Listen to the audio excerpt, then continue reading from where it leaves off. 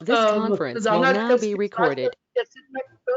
it is very important to the university point of view. But at the same time, for all of us, we need to think to transfer these mechanisms, this technology, these interpersonal skills are what in the technology, what we are talking about just for 10 minutes time. This transfer to the students, that is also very process mechanism. That's also we need to think of. Now, I think it is a great opportunity. I'm Dr. V.S.K. Reddy, because thank you once again for all the professors, maybe all the distinguished members from the various institutions and faculty members to join for this program. It is a great faith on us to see that each and every one to at the end of the day to bring it to the good support for the industry point of view. Thank you very much, and I think great professors are available today. Professor D.N. Reddy sir is available, the former Vice Chancellor of JNT University. I think he is the great person, not especially that great administrator, at the same time academician, the great researcher. Now he is also giving some of the lights, welcoming address and inaugural program kind of thing for all the members. And SS Mamta sir is there, and Amiya Bhaumik is there from International University. Suresh Sapati sir is there from one of the great person, the researcher in the country, in all over the world. But he has a person with vast experience as a teacher and administrator at the same time, vast experience in the research point of view. He is also backbone of this program, and the industry professionals and Vachusa, the IBM. I thank for each and every one for this great program success. Once again, on behalf of the Maladi College of Engineering Technology, welcome you once again. I'm very happy. I'm honored for giving great opportunity for me. I wish you the best once again. I request all the members, please try to grab the opportunity, take it forward very seriously, and grab the opportunity. Thank you once again. Good luck to you.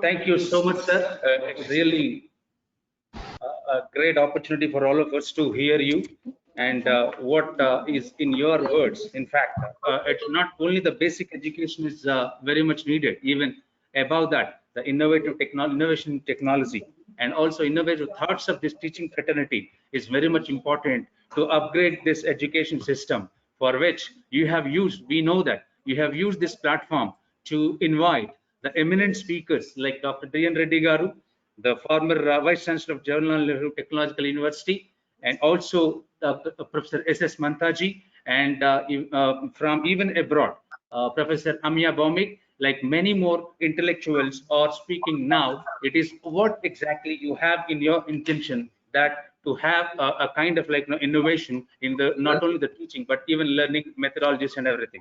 With this, we once again thank you for your wonderful address to all these gathering, and we also thank once again all the gathering for being with us.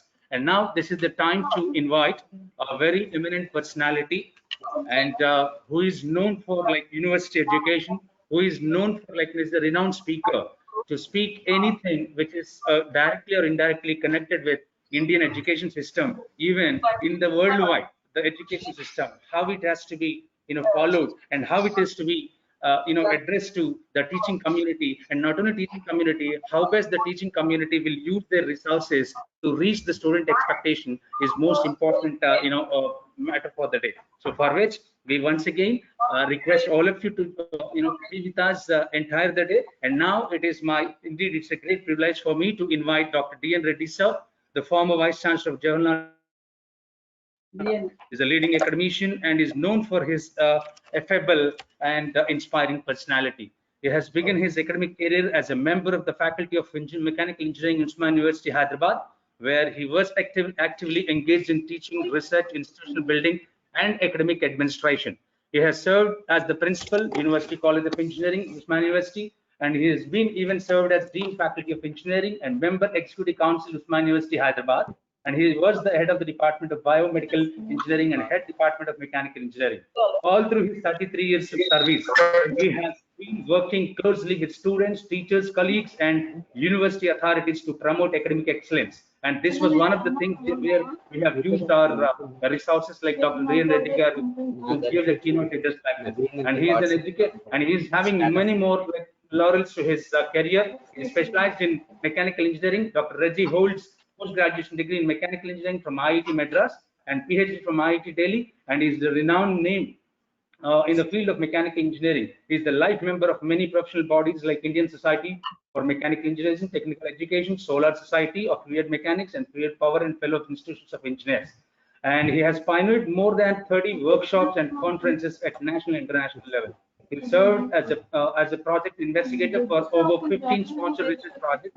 He has published many, over 80 plays like in scientific papers, and has guided more than 2 dozens of PhDs. And it is really a great opportunity, a person like me, and also for my colleagues like all the teaching fraternity, to make use of the services like also that addressed by Dr. D.N. Reddy garu. Over to Dr. D.N. Reddy sir for his presentation.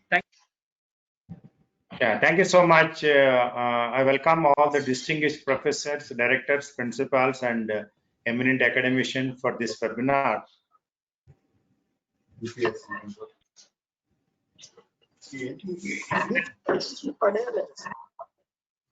Are you audible to them? Is it audible to everyone? Sir, yes, sir, it is audible, sir. Yes, sir, Okay. It is audible, sir. Good morning once again. Welcome. At the outset, I would like to compliment Malla Reddy College of Engineering and Technology for organizing this webinar on very important topic of university curriculum design industry perspective, particularly industry aspects. What does the industry expect from the students graduating from the engineering institutions? One is the competency levels are very important. Skills and knowledge. Skills are very important. Soft skills, analytical skills, and problem solving skills. And also analytical skills are very important, what industry expects. Then similarly, what they're looking for is core industry, problem solving ability. That is as most important for industry. And also looking for IT enabled services, IT enabled industry. They want teamwork and leadership. Those are utmost important for them. Workplace learning, because there are 38 skills are required for any graduate to work in industry. All 38 skills are not possible to give in the institution. Some of them we give in as a part of the curriculum. Some of them we have a add-on courses. Some of the skills are learned while joining the job. Workplace learning, that is called workplace learning. And they join industry, they try to learn some of the skills. Values and business ethics are very important. For engineering profession, so they require values, ethics, and business ethics also very important. And apart from technical and business skills, soft skills, so often we talked about soft skills. Soft skills are nothing but the communication and personality. Communication means whatever language, whether irrespective of the mother tongue or English, they should be able to speak crisp and clear so that the other person could understand what the engineering or the graduate is conveying to others. That's what communication. And personality is very important because you should be able to take up any team leader, group management. Other aspect of the leadership is very important. And talent transformation. I'm a strong believer. God has given gift to every human being, every individual. Everybody possesses talent. But the only thing is we have to transform their talent into technology. Talent transformation is the key issue while framing the curriculum. And innovation and creativity. Innovation and creativity is something which is not taught in the classroom. Innovation creativity is something which comes from after learning in the institution. So learning is the key. Learning, excellence, innovation, and creativity. So first learning should happen. Learning will happen only when you have a proper curriculum design. So we have to design the curriculum carefully and use the teaching learning practices so that students learn most of the part in the classroom. Then excellence comes only when learning happens. When learning is there, excellence is there, then ultimately they'll have innovation and creativity. So these are the interconnected issues which we need to focus. As for UNESCO, as you are aware, you must have seen the TV clippings or newspaper readings or the reports coming in. UNESCO and NASSCOM reports the industry-ready graduates are only 26 to 28%. That means befitting to the graduate qualification, only 26-28% are really honorably employed. Not that others are not doing job, but befitting the qualification, best value for their potential is the around 28%. Rest of them may be doing call centers and other odd jobs they're doing. But this is what actually UNESCO, NASSCOM reports are saying. And best basic curriculum design, we should focus, that is the must focus on students' foundation in science and mathematics. But this is the most important, because science and mathematics, without science and mathematics, there is no engineering at all. Application of science, application of mathematics go a long way, particularly once students to excel in an engineering discipline or any in particular profession. So the foundation courses, even though 10+2, they study physics, chemistry, mathematics, but they do based on only ranking to get the ranking. But the foundations are very important, how to apply the concept of science and mathematics into that. Similarly, when they join in a particular profession, the foundation courses in relevant discipline, irrespective of computer science or mechanical or electrical, whatever discipline they choose, or management. So the foundation courses, we need to give them some, in fact, this AICTE curriculum also mentioned that about science courses to the extent of 15%, 12 to 15%, they are recommended, but even though it's not a mandatory, but it's recommended that about 15% science courses should be introduced in the program, and about 7.8% about human resources, like social sciences, we need to English, other languages, and we need English language teaching or English language lab. All that we need to interface about 7.8%. Analytical problems, which are most important for core industry. When they expect graduate join in industry, they want some analytical problems to be, even though design principles and tools. In fact, they've been taught in the classroom. What are the design principles in a particular discipline, irrespective of electronics, electrical, or civil, or anything? Design principles, and nowadays modern tools are available. So whether CAD/CAM tool, AutoCAD, or MATLAB, various softwares, 3D printing, various softwares are available today. So students should be interfaced, they should be proficiency in using tools, particularly design principles and tools. How to use the tools is very important. We need to interface in the curriculum. The real life design problems, because the real life, we cannot expect what kind of problems each industry face. IT industry, electronic industry, mechanical industry, manufacturing industry, automobile sector, or chemical industry, or hospitals, biomedical instrumentation, aeronautic industry, and similarly various other disciplines, even biotechnology, biomedical engineering, various real life problems will be there, which industry looking for the solution for their problems. That's what they want, innovation and creativity, talent among students, so that they can able to contribute for real life design problems which are to be attacked when they join industry. Particularly, they want graduates when they join on first day, first hour, they want to solve their problems. No more training is given.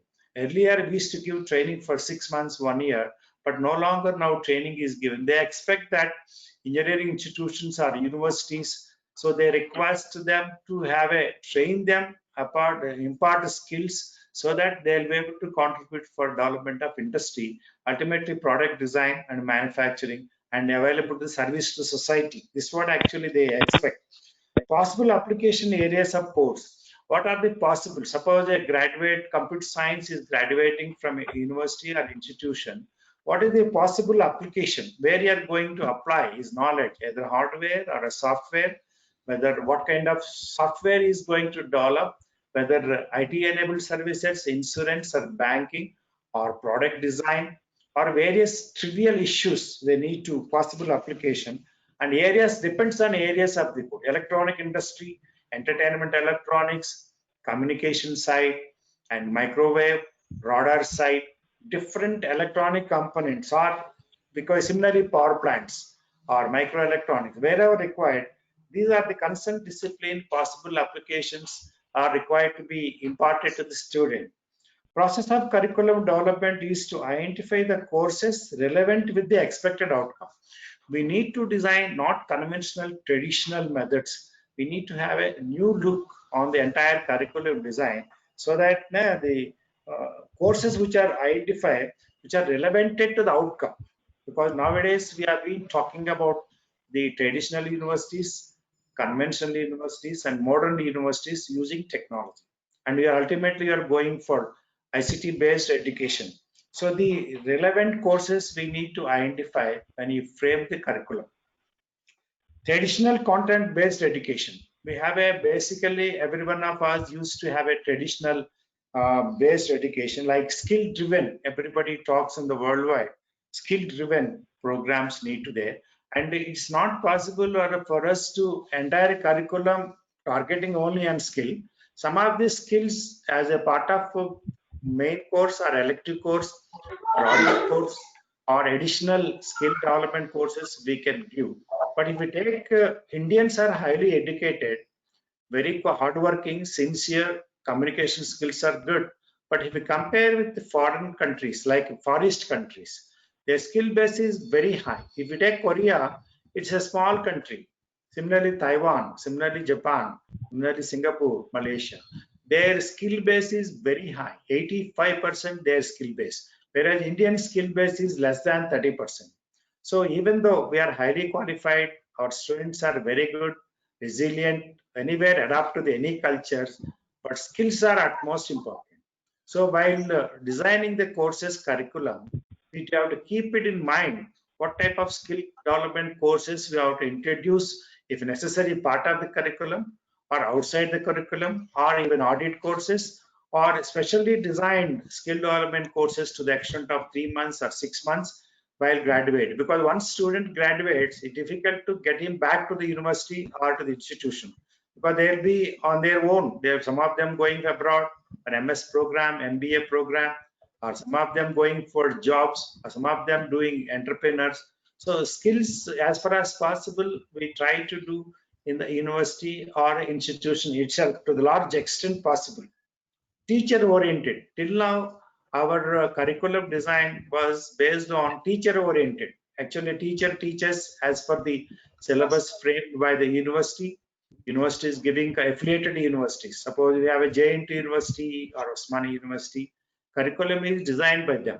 Suppose you have an autonomous institution, the flexibility is given for us to design the curriculum so that we can infuse more number of elective courses so that the students are benefited. Because the university curriculum design the limited elective courses, but if it is university, private university or a deemed university or autonomous institution, we have a more flexibility is given. So flexibility you have to make use of instead of a teacher oriented. Teacher oriented, of course, blackboard chalk piece teaching in the classroom is the best solution everywhere in the world. But student doesn't depend only on the teacher nowadays. When I was a student 50 years back, I used to depend on the teacher, but today technology is available in front of us. We have to use the technology. E-learning resource available, internet is available, so ICT available. So this we have the student has to make use of the instead of depending on the only teacher. How people are talking worldwide, the outcome-based education. So what outcome-based education stipulates is only 3 factors. One is knowledge, other is skill, third one is the attitude and behavior. These are only 3 factors which entire outcome-based education. So additionally, earlier we've been talking about infrastructure, how many faculty, qualified faculty, faculty-student ratio, good infrastructure facilities, laboratories, student facilities, all that were the scene. But nowadays they want outcome-based education. They don't bother all this. What student learn out of the classroom is the most important. Knowledge, skill, attitude, behavior. Entire outcome-based education boiled down to only skill, attitude, and behavior. So outcome-based education generally stipulates the generic competencies. They want generic competencies in all areas, irrespective of the not only engineering program, management, pharmacy, even any other programs. They should have a generic competencies required. Learner driven. Whether faculty or a student, it should be learner driven. Learning is the key. Everybody has to learn. Faculty has to learn, student has to learn. So learning is the key factor. How best we can able to impart education in the classroom using interfacing with the technology, so that end of the day student learn. So learning is the learner driven, is the generally outcome based education. Self-based learning, not only student depend only on the teacher in the classroom, but you should also have a self-based learning, because we are getting a students of different intellectual levels. So we get a first rank student, we get 1 lakh rank student. It's difficult for us to equalize in the classroom, all of them. So some of them, they won't understand in the classroom. They will be passive. Only few of them will be active.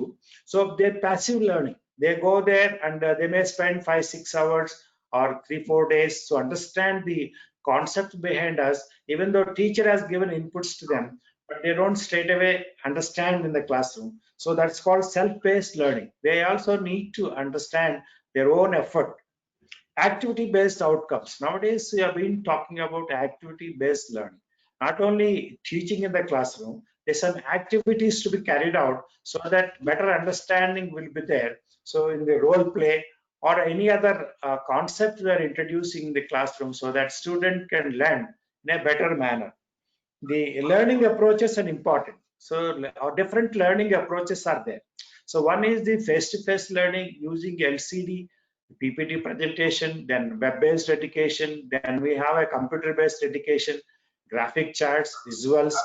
Generally, when I was a student long back, 50 years back, there is no computer, there is no mobile phone, and we used to depend only on the log tables and calculator.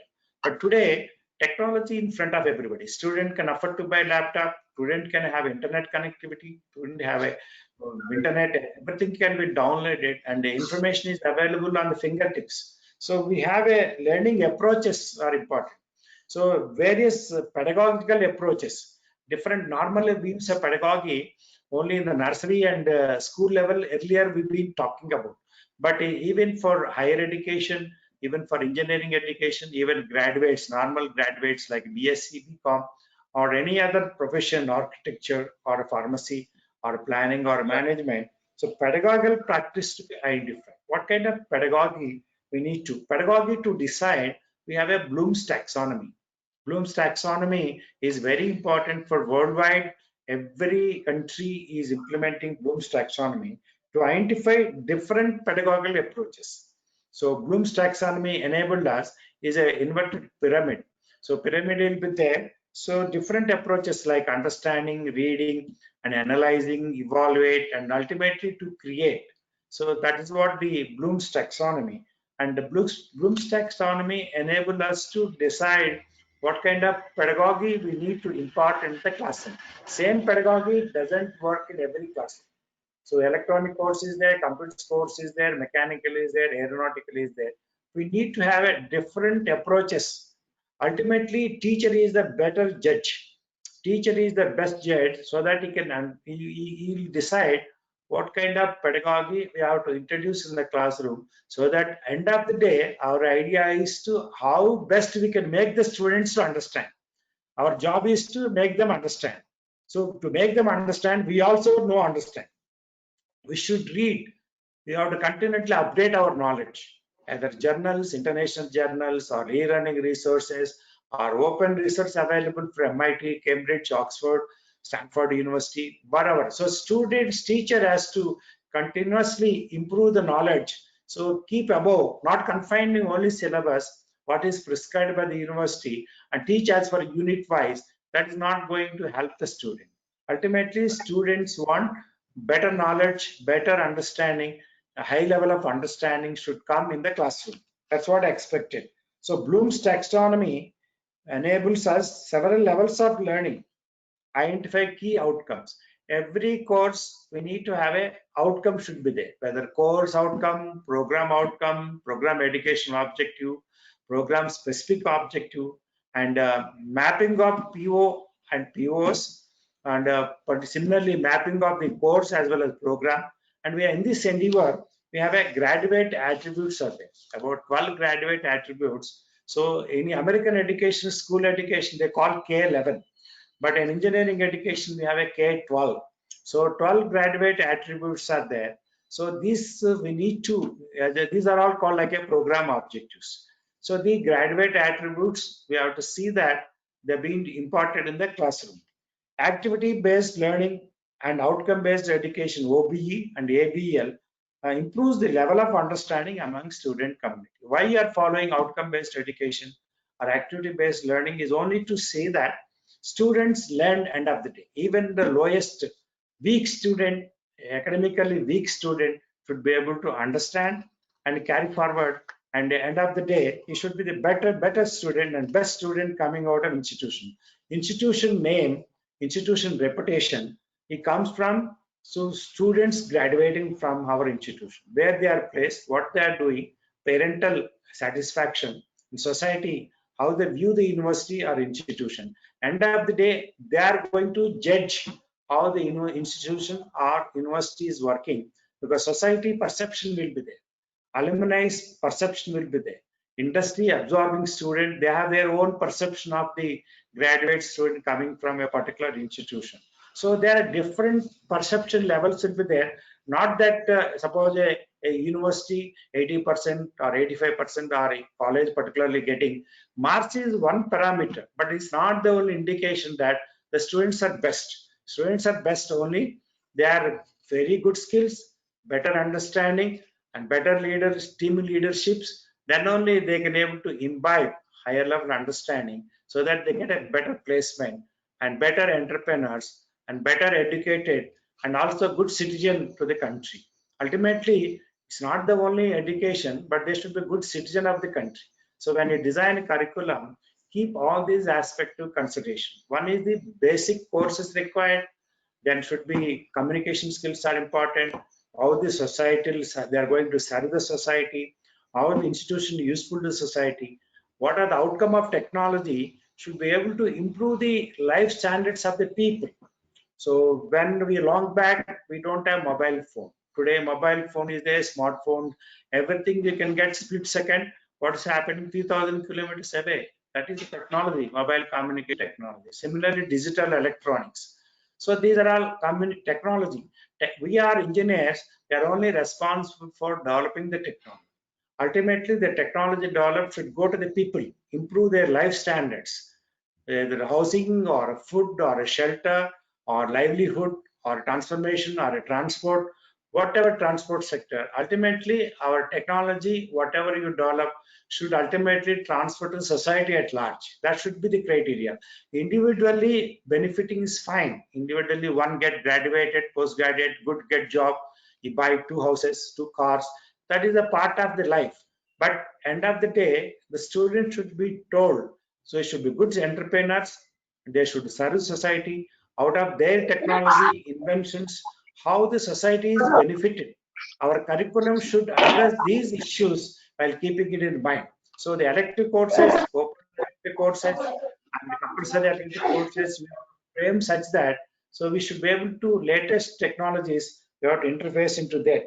Other one is the student development, faculty development. These are most important. Student development is the pedagogical approaches, behavioral attitudes, and their all-round development, cultural activities, sports, games, personality.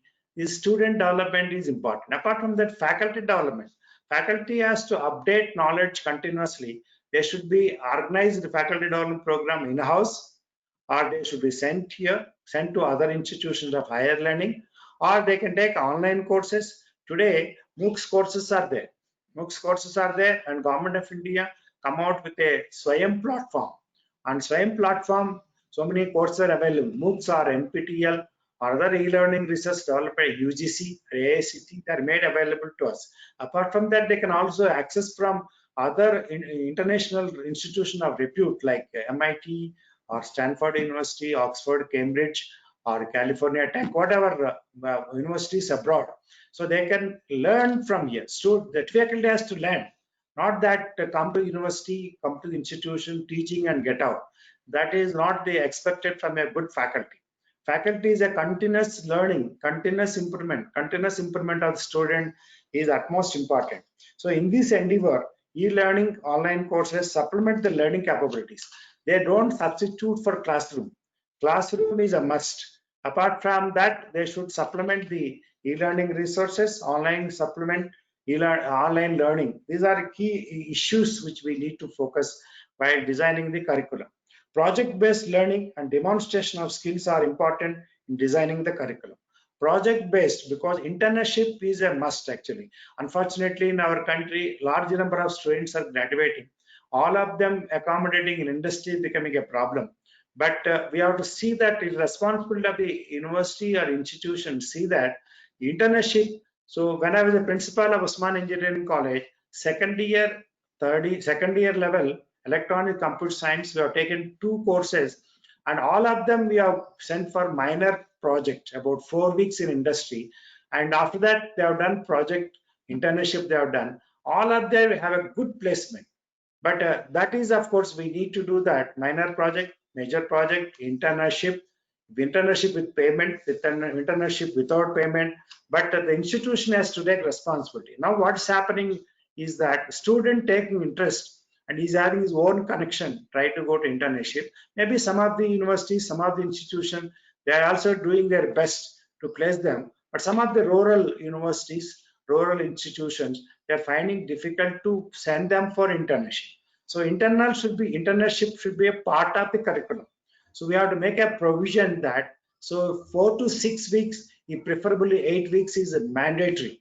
We have to, suppose upcoming universities like Malad University is a private university started, I believe, and like that many private and deemed universities are coming. So we have a responsibility to see that they go for compulsory internship. About 6 to 8 weeks is mandatory, and our academic calendar should be drawn such that they could be able to. Suppose if a affiliated university is concerned, all through they have examination, continuous improvement, there is no provision for 4 to 6 week internship.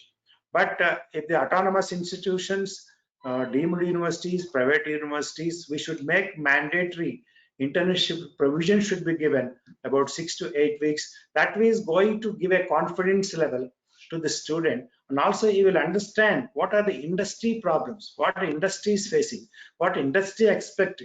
Holistic perspective is important for them. So this we have to keep it in mind while designing the curriculum. So best curriculum design and teaching learning interface with the technology, because the teaching today, not only blackboard chalk piece is the best, I'm not denying that, but we need to interface with the technology. The teaching learning practices, skill development will make the students ready professionals to join industry with competence to meet the expectations of the industry. So different industries expect a different skill level. IT enabled industry, IT industry, software industry, manufacturing industry, core industry, or service sector, or different areas, they expect skills to need to them, so that the first day they should be able to contribute for their problems. That's what expected. But it is difficult for our institution to give entire skills in college or university. But basically, we are teaching basic courses because we have to raise the level gradually. We cannot give everything directly, only skill development. Unless they understand the subject, understand the concepts are understood, then they know, then only we can able to impart some skill development. Skill development courses we need to give versatility, more latest techniques we are need to give. Industry 4.0, 4.0 vision of industrial production. What actually industry expecting worldwide is autonomous robots. Nowadays, robots are coming in everywhere. So every activity, robots have been invented. Japanese pioneer, particularly in robots, in assembly, manufacturing industry, assembly, pick and place robots. Similarly, in nuclear power plants or any even biomedical waste disposal or hospitals. So all these sectors, autonomous robots have been playing a key role. So in this endeavor, artificial intelligence, Internet of Things, so this is becoming a important aspect which we cannot ignore. So artificial intelligence, then we have a data science, data analytics, machine learning, deep learning techniques. These are all very important, particularly so to drive particularly these autonomous robots and artificial intelligence nowadays everywhere utilized. Suppose you have seen various sensors are located at different point. you can able to using artificial intelligence, you can monitor. Suppose a university of big size, about 500 acres, different departments are there, different programs are there. You can using artificial intelligence, you can similarly industry. About the process industry, manufacturing industry, IT industry, everywhere using artificial intelligence. Even face recognition nowadays becoming a issues, particularly immigration. Everywhere artificial intelligence play a key role. Similarly, simulation aspect, because nowadays earlier you used to have a big wind tunnels to testing the aircraft, testing profiles, all that can be dispensed. Of course, experimental is very important. In the laboratory, we have a small pilot scale, we are doing experiments, but simulation aspect will give a better understanding. Simulators, even pilot training, they're using a simulator. So then only one confidence is there, then only the pilot is allowed to drive the pilot, that is the aircraft, is allowed to take off the aircraft. So simulation aspects are important.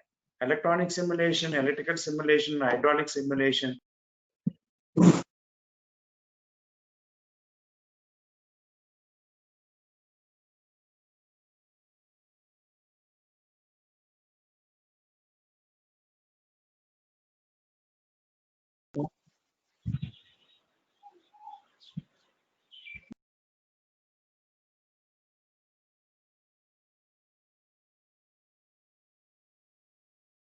Security issues because of advent of technology, network security issues, protocol vulnerabilities, malware.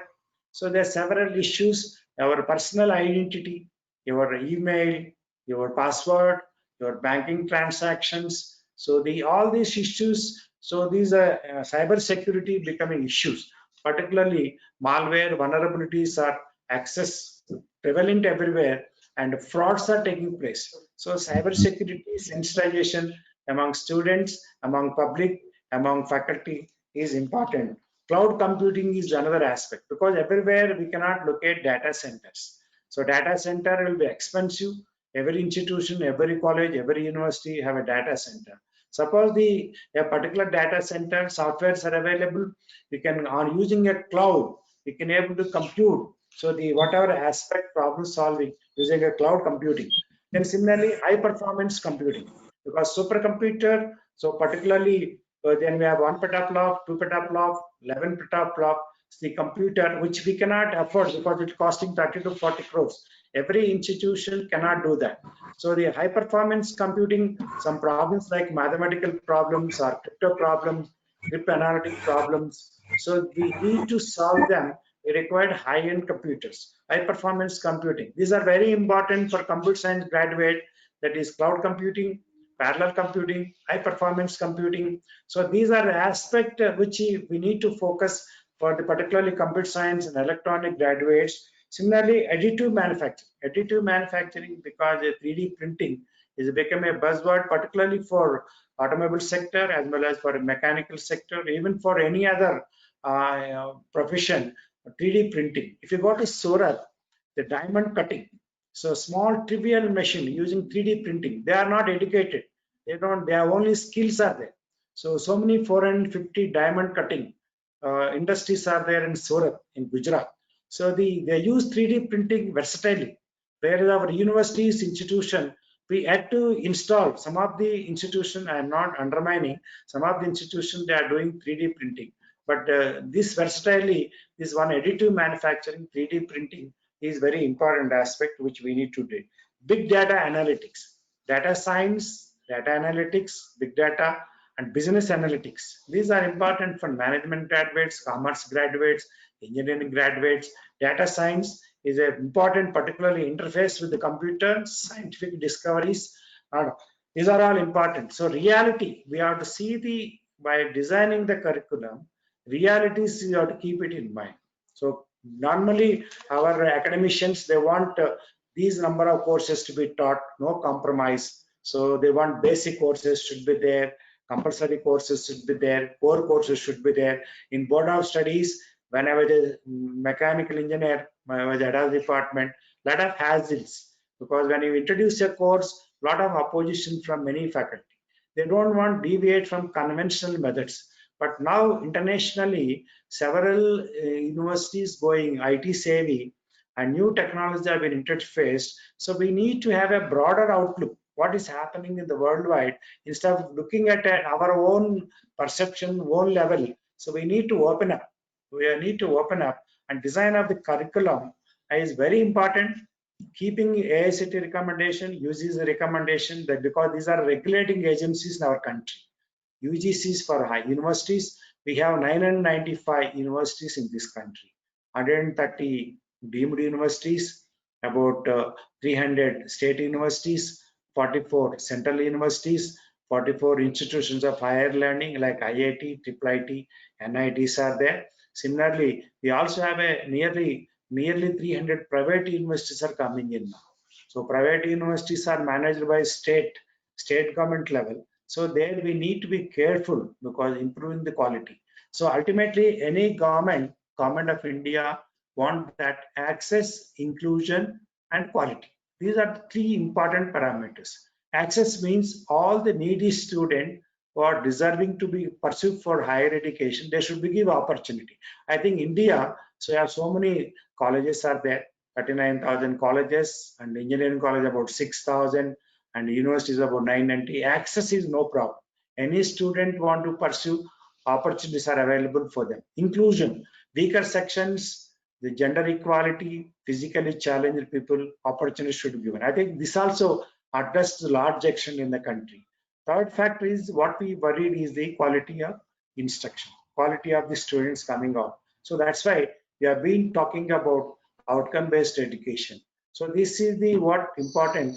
We have a different countries, they have a accreditation process is there. ABET is the one American accreditation board of engineering and technology. Some of the universities in our country, about 4 or 5 universities, they've gone for ABET accreditation. But our government of India, MHRD, created a autonomous center is called NBA, National Board of Accreditation. Their only parameters are that program specific outcome. It's outcome based education. That means end of the day, what student earn knowledge is skill, and attitude behavior. That's what the outcome based education stipulates. Following the graduate attributes, program outcomes, course outcomes, program specific objectives, mapping of the courses, attainment levels. How much end of the course, what the student expected. Suppose electrical circuit is there. So end of the program, what student expected to know that from that course, that we need to look into that while framing the curriculum. Practical aspect important, not only theoretical. Every core there should be a lab to be created. Practical, more emphasis should be given. Regarding assessment is concerned, assessment tools are available. We need to assess how much student understood in the class, because we are teaching and getting out, but ultimately how much he understood in the classroom. What is the assessment methods? We have a different methods. We have only till now managing assignments, problem solving ability, demonstration, problem based learning. All that we need to assessment is to be done. Then evaluation is also, we have to use the technology. Now various methods are available for evaluating. Correct judgment, evaluate what actually students understood from classroom.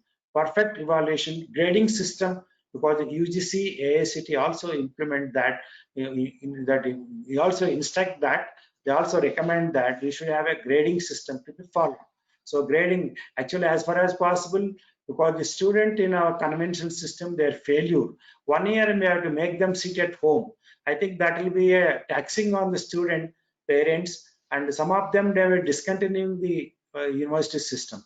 That's why we are choosing the students' admission. Students' input is concerned. Their intellectual level aptitude should be studied.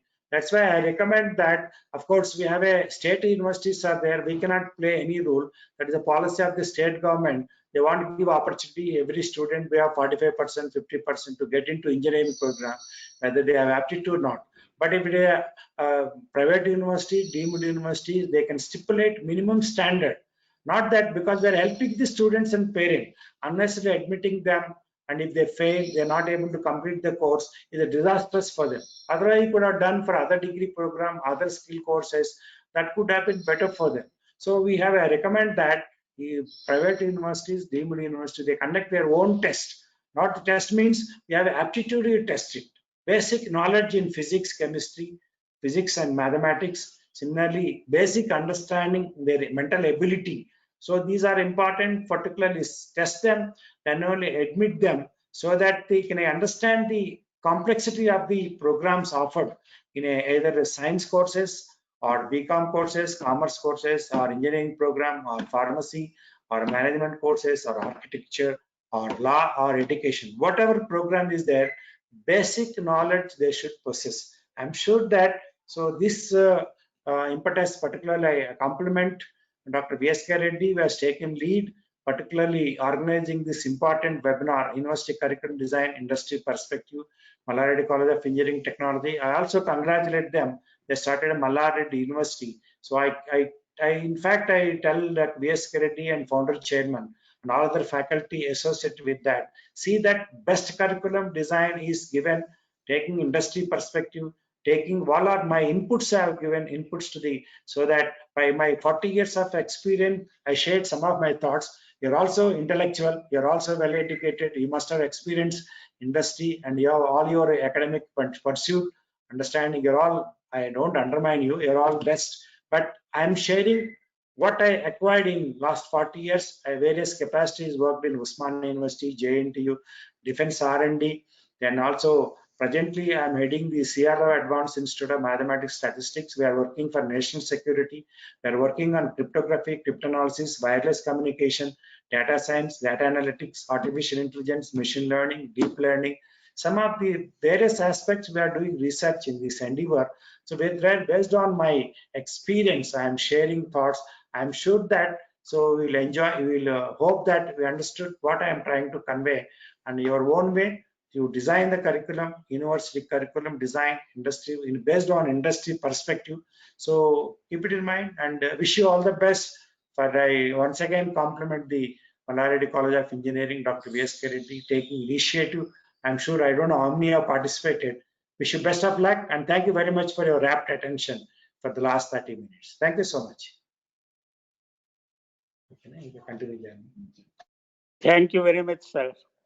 I am benefited personally. We thank you very much, sir, So, for being for your valuable time and also for being part of this webinar and awareing us on keynote areas like student-teacher ratio, skills-oriented curriculum, which includes specialized areas, awareing us on a teacher-centric, not instead of teacher-centric, go with the student-centric, and awareing us on outcome-based education and self-paced learning, activity-based learning, pedagogy approaches, and student development, and also faculty development, and also on the key area of Industry 4.0. We thank you very much for your valuable time for being part of this webinar. anyone So far, we have very valuable takeaways earlier from 2 sessions. Now we have with us an eminent personality, Dr. S.S. Mantha, former AICTE chairman. Now I take privilege to introduce Dr. S.S. Mantha, an eminent academician and an able administrator. He was the chairman of All India Council for Technical Education. He has been at the forefront of bringing in some radical changes for transparency and accountability in his administration. He holds a bachelor's degree in mechanical engineering from the MS University, Baroda, and a master's in mechanical engineering from VJTI, Mumbai. He specializes in robotics, which he taught for more than 15 years out of a rich teaching experience of more than 25 years, along with courses in control theory and artificial intelligence. He holds a PhD in combustion modeling from University of Mumbai. He also had several administrative assignments that he did for the University of Mumbai. He implemented the first e-governance project, automating the workflows for the Department of Higher and Technical Education, Government of Maharashtra in 1995. He has more than 240 publications in national and international journals and conferences to his credit. As also 23 PhD students who have completed their PhD under Dr. S.S. Mantha Garu. He has a lot of credentials in his profile. This is just a glance of his profile. Currently, he is working as a Vice Chancellor of KL University, Vijayawada. I take the privilege to invite Dr. S.S. Mantha Garu to kindly offer his valuable inputs.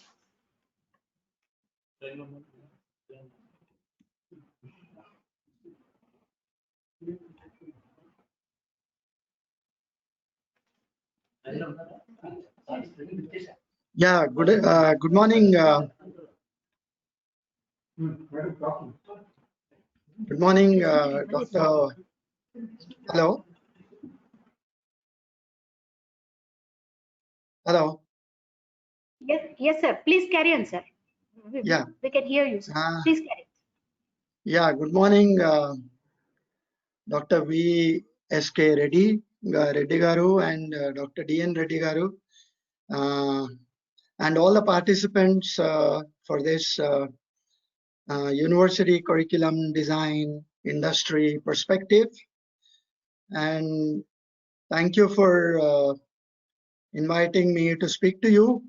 I would request the screen sharing facility. I don't have that. So if you can make me the host, I can share the presentation that I have. Yes, sir. Yes, sir. Sure, sir.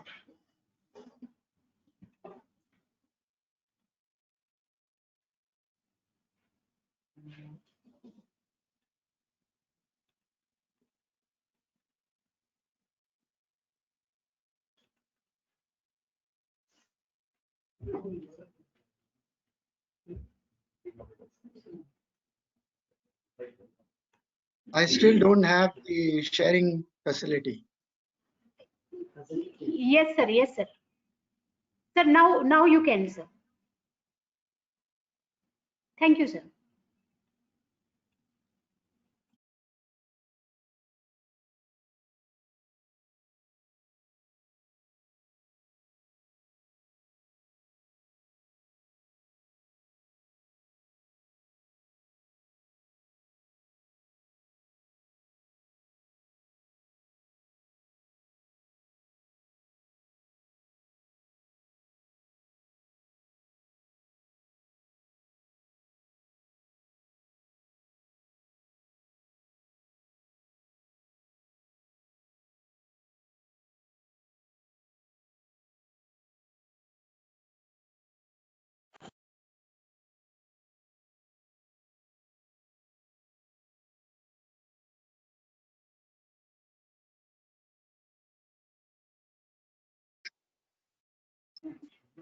Sir, can you please unmute yourself, sir? Yeah, Sir, now you can share the screen, sir. Yeah. Yes, sir. I'm doing that. One sec. Yes, sir. Yes, sir. Thank you, sir.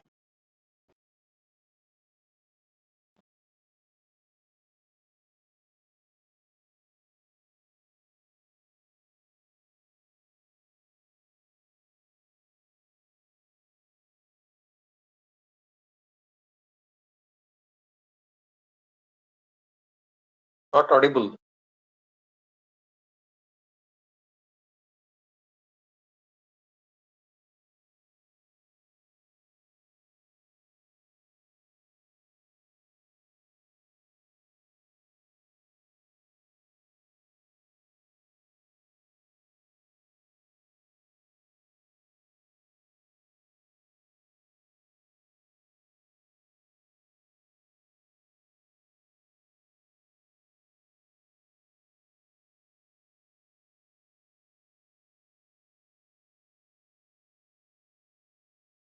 Yeah, I suppose the screen is visible to you now. Is that fine? Yes, sir. Yes, sir. Yes, sir. Your screen is visible. Just please make Yes. it full screen, sir. Yes, yes. So once again, good morning to all of you. And Good morning. since you are Morning, sir. into, morning. Since you are all into creating a new university and from being a technical institute affiliated to your university, you yourself are now a university, and therefore it becomes extremely important that the curriculum is designed for the requirements of the future, and therefore it makes sense to understand what the universities of future really are. And in terms of the development cycle, where does your university, where does it need to go to? So, having said that, let's see what I have for you today. I will talk to you about a few things. I'll speak to you about a few things of how the industry is transforming, and therefore the curriculum will need to be aligned to the requirements of the university or the industry. And when we say Industry 4.0, it also means that we are talking about labor 4.0 and skills that are required for labor 4.0. Now, therefore, the curriculum must be aligned to create those skills, those labor requirements of Industry 4.0. Now, when I say that, that we also need to understand what kind of readiness is required and how should universities map out a plan for the future, not only in terms of curriculum, but in terms of the general understanding of where we need to go. The corona pandemic has really disrupted several activities of daily life, and education has also been disrupted. And in that sense, we have a lot of online education currently happening. And in that space, many students have tried to log on to some online platform that is available and try and gain some competencies in the time that they cannot possibly attend colleges. So therefore, in future, that probably will be a very important parameter, and that will be blended hybrid learning, and bringing the right blend into the curriculum becomes extremely important. Not everything will be done probably within the four walls of a university, but some of that will be done sitting at home or sitting anywhere you may please, and some of that will be done within the classrooms. So both together, coming together becomes blended and hybrid learning. And finally, it's extremely important that innovation is actually imperative for skill-based outcomes of learning. So these are some of the requirements that I'll be talking about. Now, when you look at this slide, it actually tells about an internet minute in 2020 and where we are going and what kind of skills we are really looking at and what makes universities of future work and so on. An internet minute, if you see here, it tells you that 1.3 million logins are happening on Facebook every single minute. There are 19 million texts sent over messages every single minute. There are 6,94,000 scrolling Instagram messages. There is 2.5 million snaps created, 59 million messages sent, and so on. And this precisely tells you how the world is moving ahead, and several of these things are some of the pointers for learning skills that are required for making these things happen. Now, if you look at the higher education space, we had 45,000 colleges, 1,000 universities, more than that, IITs, IIMs, and so on. This is the space, eco space that we have created. Almost 6 million graduates pass out every year. 1 million are probably in the technical education space. We have about 25 GER, which means 75 people out of every 100 drop out, and so on. So the university curriculum, universities, the lifelong learning that we are talking about, the hybrid learning that we are talking about must also focus on these 75 out of every 100 who tend to drop out or who tend not to go to colleges for some reason or the other. Now, in this vast space, we have about 20% good institutions. We have 45% of moderately good institutions, and 35% of institutions which need a lot to be done to raise the quality bar. Now, most of the common problems that we face is poor curriculum, poor assessment methodologies. There is an employability skills deficit. There is lack of skills that are required by the industry. So which means labor 4.0 skills are not available. Employment markets are changing. You heard about something about automation and AI. So these are disturbing the base of the pyramid. No longer you need people who are large, a large number of people at the base of the pyramid. The base of the pyramid is shrinking, and therefore you have a pipe-like structure where higher order skilled people are also required at the base, and then the numbers as the skills rise, as you go up, the numbers start shrinking. So it's a very difficult paradigm that's evolving outside because of automation, because of artificial intelligent agents which do a lot of mundane jobs. Low-end jobs are shrinking, like I said, and even domain knowledge deficit, teaching learning methodologies, faculty number. Now this is the ecosystem in which we have come about and trying to redefine ourselves, redefine our curriculum and things like that. So what are the future pointers that we have for doing all this? Universities must behave like facilitators and enablers and nothing else. It's not a faculty-centric kind of curriculum that we're talking about. It's more of student-centric curriculum.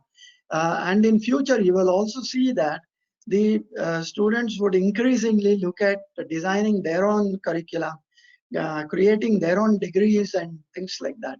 So no longer probably a BA or a BSc or a BCom or a BTech would make sense, but a student would come back, look at the online platforms, the learning management systems that are available worldwide, look at the content that is available, pick up content that is useful from an industry perspective, put all that together, create a certain number of credits, and create his own degree, nomenclature and things like that. So these are the pointers which we must look at when we are designing the new curriculum. So 8 to 10 students do not have access to ranked universities with sources in teaching and research. Our universities are not designed for rapid technological change that is happening. So therefore, we must keep in mind while designing the learning paradigms, these pointers that we have. Quality assurance is something that's extremely important. No longer accreditation will be the only parameter by which institutions are judged. Quality assurance becomes extremely important. What is assurance is you are actually giving a guarantee that the outcomes will be met. And in case the outcomes are not met, the guarantee will translate into an ability, possibility for the students or the parents to actually sue the university. So quality assurance becomes extremely important in the future world.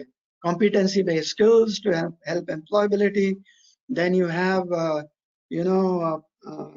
entrepreneurship skills and leadership skills. All these become extremely important. Finally, complete choice-based credit system to give extreme flexibility, multi-point entry, exit, and so on. And you also will have a situation where a student registration must last as long as he or she wants. So therefore, those are the pointers to which we must keep in mind and design our curriculum and design our processes, our pedagogies, our connect with the industry based on these pointers. Now, there are several definitions that are available. KPMG has full integration of information and communication technology and automation technology in the factories of the future. Factories of the future will obviously have a lot of automation in place. Robotics will be there, hard automation will be there, soft automation will be there. And along with that, There will be machines which talk to machines, machines which talk to people, people will talk to machines, and all this will keep happening in an industry 4.0 scenario. Now, then going back a little, in 2006, you must be knowing that we didn't have an iPhone, an iPad, a Kindle, which has more than 5 million ebooks today. We didn't have 4G, we didn't have Uber, Airbnb, WhatsApp, by which we live today. We didn't have it in 2006. Oculus, which talks about AR, VR devices and so on. And Android as an OS, mobile platform. I mean, all these things were not there in 2006. And in just about 10 to 12 years, we have changed the entire ecospace so much so that the skills that are required are actually a mismatch between what is being taught in the universities and what is required outside. Now, if you look at the time to reach 100 million customers, a telephone just took 75 years. Web took 7 years. Facebook took just 4 years. And Instagram just took 2 years. And Pokemon Go, which most of you must be aware of, just took 1 month to develop. This is the evolution time which has come down, shrinking so badly. Now that puts a tremendous pressure back on the system, back on the education, back on universities, and what we teach and how we connect with the industry.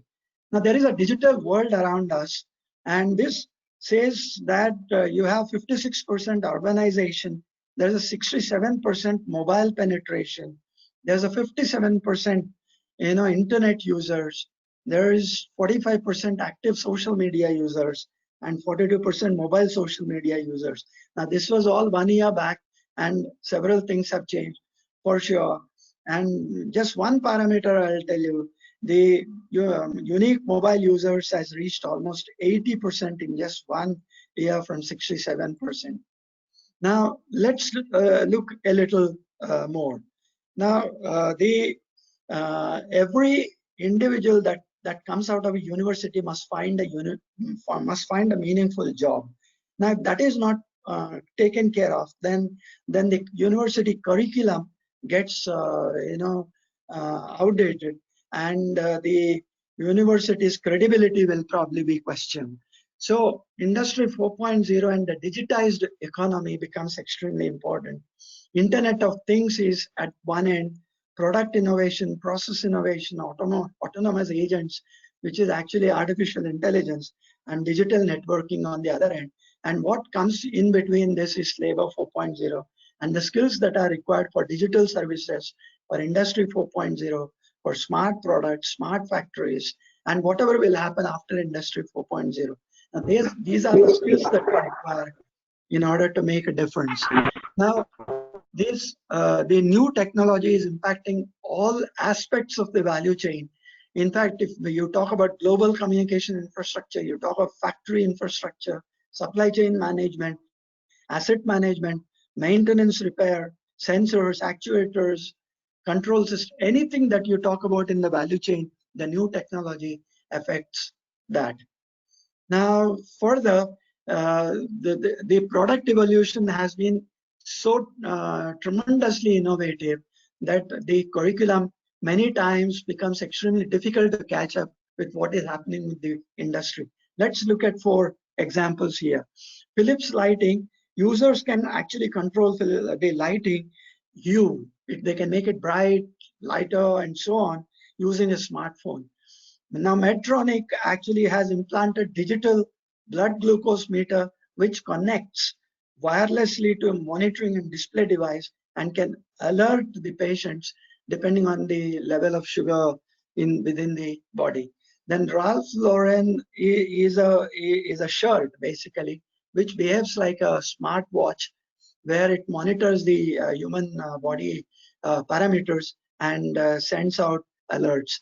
And Babolat actually, when you hit a ball, a tennis ball, it actually tracks the ball and sees what is the torque imparted, what distance will it travel, things like that. The entire simulation is carried out.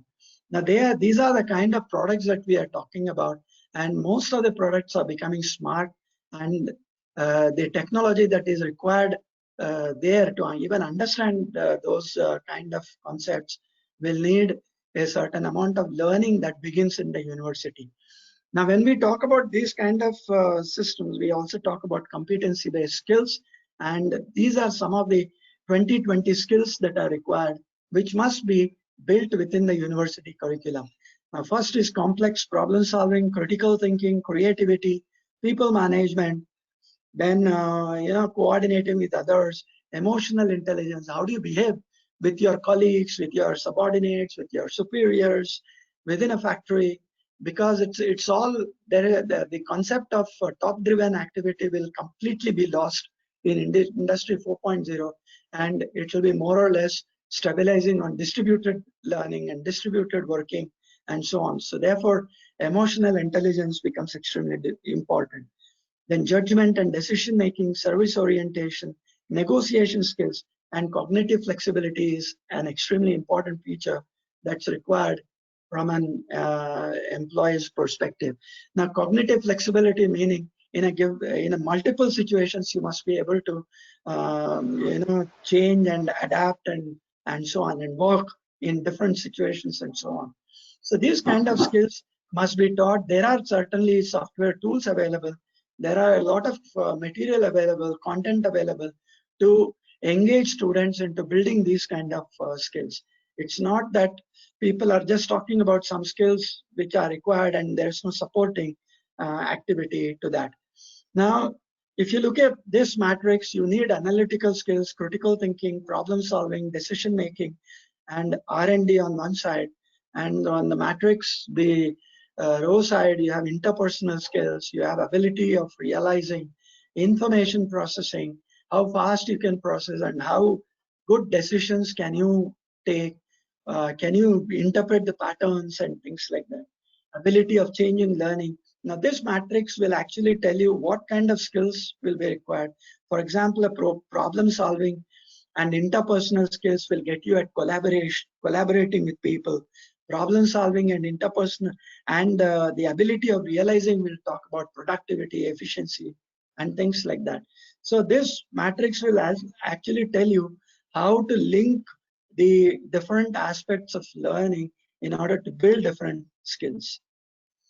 Now, in a education model of 19th and 20th century, typically we had 20% professionals, we had 30% merchants and office workers, and 50% physical laborers. Now, in current scenario, we don't have this anymore. We will have a very small number of seasonal workers and a lot of hardworking, self-educated workers with initiative to manage own work. Within the teaching learning space, we talk about hudagogy, which means that the students are self-directed in learning and so on. Teachers become mentors, guides, and so on. So the transformation is something that must happen within the system seamlessly. So in future, we also must look at the virtual concept of a university, and therefore this is a very good time because you're starting a new university, and therefore there must be a conscious effort to build a virtual segment of your university. Now, in order to do that, we need to understand what is a virtual university. And there is a perspective to this, and in recent years, we've seen exponential growth of internet-based learning, and the transition of online technologies in education provide those opportunities, and to use new learning methodologies and more effective methods of teaching. Now, this is a concept of whether you want to do it within the classroom or outside, but then with the technology, you're trying to reach out to massive audience and create a personalized learning experience. Now, that is that happens in a virtual world, and that perspective will give you a lot of insights into what is e-learning, what is hybrid learning, what is blended learning, and so on. So opportunity for overcoming the limitations of traditional learning, such as large distance. In fact, the coronavirus has actually created this, the large distance, time, budget, and busy programs. What the virus has done is it has shrunk the development cycle of online education. Now, equal opportunities for getting education, no matter where you live. Now, this is an important part of a virtual university concept. New consortia of educational institutions. Institutions must come together and create a virtual university. It's not necessary that every university will create a virtual university of its own. 10, 15 universities can come together, create a virtual university, share the best practices, share the best content, and virtual universities are built in that space. Then use shared resources and the students get freedom to receive knowledge, skills, and experience from other universities, which means I can study, pick up some content from X university, some other content from Y university, and study together, collect credits. There's a credit bank concept. So I store my credits, and whenever I get sufficient number of credits, I get my degree, which is certified by these participating universities. Now, those kind of concepts will be there in future, and we must make ourselves eligible to be there. Now, there is a target audience for a virtual university, and can the participants mic be muted, please? Thank you. So, there is a target audience for the virtual university, and they are technological leaders, they are chief data officers, there are entrepreneurs, and there are emerging job market. So this is the scope of a virtual university. It goes into every single dimension, and the pyramid also shows the number of learners at different levels within a virtual space. So in the first generation virtual university, you had a learner for the learner, a database with learning materials, test systems, discussion forums, emails, and so on. The second generation had, in addition to the above, there was an administrative system and an integrated database and a platform for e-learning. Now we are currently in the third generation, and this has no physical building. It's a model of a real university. My intention of picking up these slides for you is because you're just beginning the journey of starting a university, of developing a university, and there must be a conscious effort to build a virtual model around the university as well, to reach to the unreached and also to provide that extra value addition that is required by the students. So when we talk about virtual university, the next logical step is online education, and let's see this. So why do we need online and blended learning, and why should we bring that into the curriculum? It's very important to build seamlessly the online content into the curriculum and so on, which means, for example, in a particular semester, I have, let's say, 25 credits. I seamlessly build 4 or 5 credits of online content into the curriculum, and whatever credits the online content brings, that will be accepted as equivalent to the face-to-face credits, and therefore the entire paradigm builds on that premise. So they also blur the lines around what we consider a college, and so the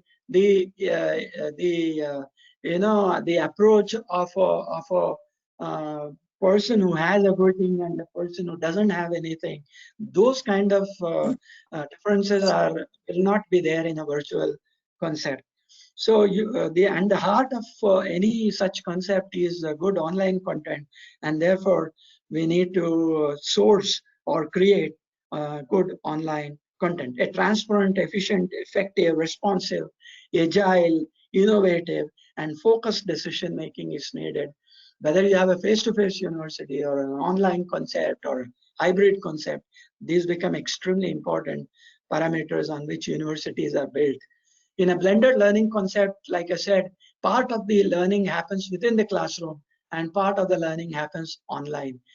So both put together becomes a hybrid model or a blended model. In future, what I can see is about 30-35% of online content will become the new norm in the curriculum design, and therefore all of you must move towards creating those kind of facilitations of the university. There are obviously there are several models within blended learning as well. There is a rotation model, there is a flexible model, flex model, a la carte model, and enriched virtual model. So these are things that will come about as we move into developing the university and so on. Now, there are several trends that are happening within the educational digital content. And finally, the digital content must be interactive. It must be characteristic. It must have some value of its own. And it must be mobile based. Whatever content I create, my entire university should be available to me on my mobile. So I use a smartphone, and my university, whatever it does, in terms of content, in terms of administration, everything must be available to me on a mobile based device. Then the content must be global, which means contemporary. It must be valid anywhere in the world. Then it must be realistic, which means a lot of augmented reality, virtual reality methodologies must be used, and it must have an emotional content connect with the people. Because we are in an asynchronous mode of learning, the emotional connect becomes extremely difficult. If you have a bad TV show, you will probably switch it off. The same thing will happen in a online content. If the content is bad, you do not know who is learning at where and at what speed and what level of understanding he has. And therefore, if the content is bad, he is more likely to switch off. So therefore, there must be the content development must build in an emotional connect into it. So there are some considerations for successful future education or digital learning. Some of the guiding principles are easy access through various devices. Whatever device I have, access must be available to me. Big data management for learning analytics. There are fast learners, there are slow learners, and all kinds of people. Even within a classroom, we find all these issues. And therefore, there must be methodologies using technology which can identify the slow learners, provide additional learning material for them. And all this is possible only through big data management and so on. Like I already spoke about blending online, offline learning, various digital content sharing and collaboration must happen. Then most of the learning management systems, they allow you to do this. Training for teacher competency development and service quality assurance. Quality assurance is something that I have already spoke of. And I'll give you a small example here. There are at least 5 universities in the US which have been taken to the courts. Class action suits have been filed on them because and is being fought by the best of the lawyers in South Carolina. And what the students are saying is the universities, having promised face-to-face learning, have suddenly shifted to online learning, whatever be the reason, in March. And therefore, they're not happy with it. And they personally feel that the costing that has been done was for face-to-face education and not for online learning. And therefore, they must return back the fees that has been charged. And second is, they also have filed a second petition which says that the universities must prove that the online degrees that they get are also as good as the face-to-face learning devices, learning methods. So the question is one of quality assurance. How do I guarantee that what I have taught within a university, whether face-to-face or any other mode, has a kind of program outcomes that are specified in the book? Like, for example, your accreditation methodologies, you write course outcomes, you write program outcomes, and so on. The simple question is, can you guarantee the student that these outcomes have been met in letter and spirit? That is quality assurance, and that is what we are actually moving on to. There are several online courses. There is XMOOCs, there is CMOOCs, DevoCC, there is VivoOC. There are several of them. XMOOCs is most common type of MOOCs organized around a central professor and core curriculum. CMOOC has a connectivity MOOC resembling graduate seminar courses and so on. DevoCC is a distributed online collaborative course in which same core course material is distributed to students at multiple institutions. And VivoOC is a big open online courses similar to MOOCs but limited to about 50 students in a batch. Then we have SMOOC, synchronous massive online courses, where the lectures are broadcast live, requiring students to log in at specific times to hear those lectures.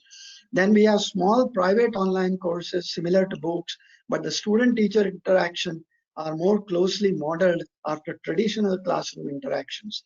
And we have NOOCs, nano open online courses, where the learning number is limited to, content is limited to 20 learning hours or less. In fact, most of the content that's available today with either Coursera or edX or whichever is the content management available to you would actually use even less than 20 learning hours. It's mainly for the reason to engage the learner into useful learning. Now, having said that, we have also talked about what is a learning management system. Now, some understanding must be there, because a future university must necessarily have all these systems. Now, learning is the core of delivering any educational or training program by an individual. Management is a stem of learning program which manages all the schedules for each and every individual, and system is an e-platform. So you need an e-platform, you need a management of people, of learners, of teachers, and so on, and learning must be at the core. So an LMS is designed to help the individual to develop, manage, and provide online courses and programs. So whenever we talk about blended learning or online learning or whatever is the learning, you will need a learning management system in operation in any university that you talk in future. So there are some worldwide, there are some very good learning management systems, and this current year, these have been voted as the best learning management systems. Talent LMS, Moodle, iSpring, Edmodo, Joomla LMS, Absorb, Skype, Skype, Great Learning, Docebo, Litmus, Canvas, Blackboard, and so on. Now, any one of them will do the job for you. You can actually evaluate some of them, like I have done here. Talent LMS has a rating of 4 to 5. It's a cloud-hosted open API platform. There is a deployment type. Yeah, then Moodle is an on-premise deployment. Edmodo is a cloud-hosted again. Blackboard is cloud-hosted, and Schoology is a cloud-hosted open API. And these are the numbers on the right indicate the number of students on these platforms currently. Now, there are several. Having looked at learning management systems, we also must look at MOOCs. And many of these MOOCs are also learning management systems. For example, the government of India has SWAYAM. Then we have edX. We have Coursera, which offers more than 4,000 courses of more than 200 universities across the world. You have Khan Academy, you have Udemy, Canvas, FutureLearn, Udacity, Open Education, Europa. These are all the learning management systems that will be very, very useful to you. Now, when I look at the learning management system and the content and the MOOC like platforms, I also have to worry about content management systems. Now, which means we need a very flexible editor, a powerful, flexible editor, and what you see is what you get, kind of editor which is critical.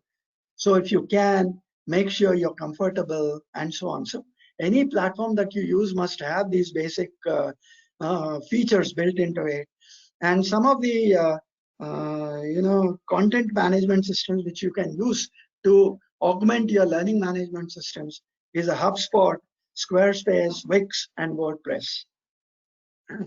So having looked at all these dimensions of a university, we will look at how should my university look like in times to come. First of all, I need change of organizational structures, which means change of business model, cooperative structures, enhancing interdisciplinary subjects, new concepts for faculties and departments. The same old type of mechanical engineering, electrical engineering, civil engineering will not work anymore. You need to build in interdisciplinary systems, multidisciplinary systems, and so on. And cooperative structures must be enhanced so that any equipment you pick up today is multidisciplinary, is interdisciplinary, and so on. It's just not a mechanical system. You are riding a vehicle. It's a complete mechanical, electrical, computers, electronics, communication. Everything is built into it. A simple washing machine is similar. Any machine that you talk about is similar. So therefore, cooperative structures, enhancing interdisciplinary systems must be looked at, and that is how the departments must be built, so that right from day one there is a seamless discussion between departments and so on, whether it's teaching or for research. In a conventional university, probably you may be knowing, even in your educational engineering college, which was there earlier, you may have seen that the civil fellow doesn't talk to an electrical engineering fellow, an electrical faculty doesn't talk to mechanical person, and things like that. Those have to be removed, and those have to be consigned to the dustbin. The next is change of accreditation process. Like I said, the current process is also evolving. Currently, we are into a closed loop system. In the early days, we were in an open loop system, which means we put in certain practices in place, and we expect certain outcomes to be there. That was an open loop of accreditation system that we are following. Currently, we are following in some small sense a closed loop control system, where we measure, we write the outcomes, program outcomes, the course outcomes, and so on, and we try and measure them, and we see if there is any gap between what was expected and what is being delivered, and that gap we try and correct in the current accreditation system. Now, these are also evolving into adaptive systems, which means there are several components in an accreditation objective function, which means there are students, there are teachers, there are infrastructure, there are labs, there are placement activities, there is a society, there's an industry. These are all elements which define quality. Now, each element has its own inputs, its own outcomes, and so on. So therefore, the adaptive system will actually look at trying to organize each of those elements and correct and make them optimally available. Putting all that together, you get an adaptive system. And in future, you will have a quality assurance mechanism put in place, which means you will be now responsible and eligible to being sued if you don't deliver on the outcomes. Then new role of, obviously the examination systems will evolve, will have to change. The online content will have a different concept of examinations. The subjective kind of things will probably move to very objective and intelligent based systems, and so on. Quillions is another system that is available, which can pick up keywords from a system and create its own new questions, randomly spaced, and so on. The next is, there are no fixed degree programs. Acceleration in education is according to fast innovation cycles. Some students may want very fast learning systems available to them. Some people may be slow learners, and the system that we put in place must take into consideration all these factors. The teaching methods also must evolve. Change of learning methods must also evolve. Like, for example, massive versus personalized learning.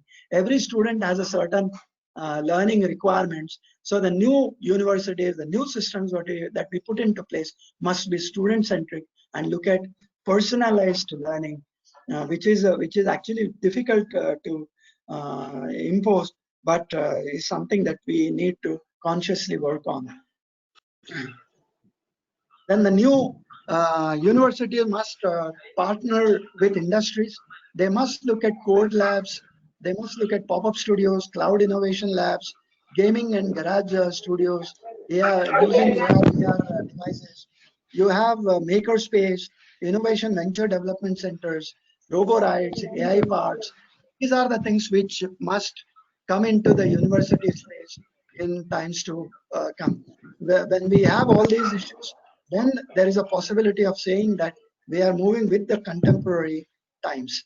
Now, obviously, there are also, not everything is easy to implement and so on. There are certainly certain problem areas, and while designing the curriculum, we need to look at this.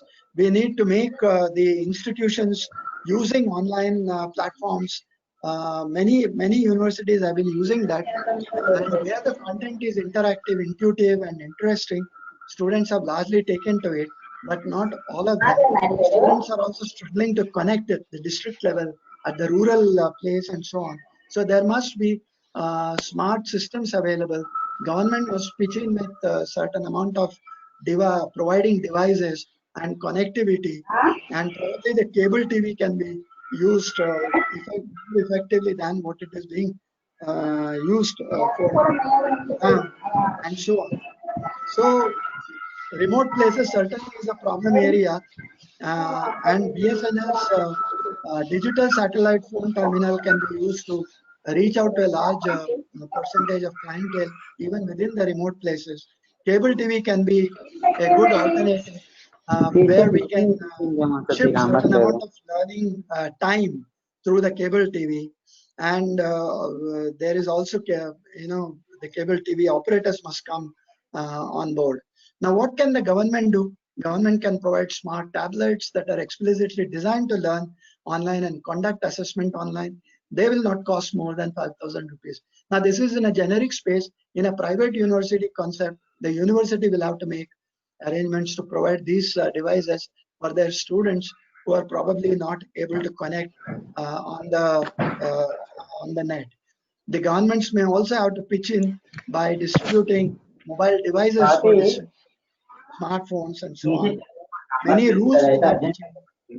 Then there must be some discussion on what kind of tuition fees should be charged and so on.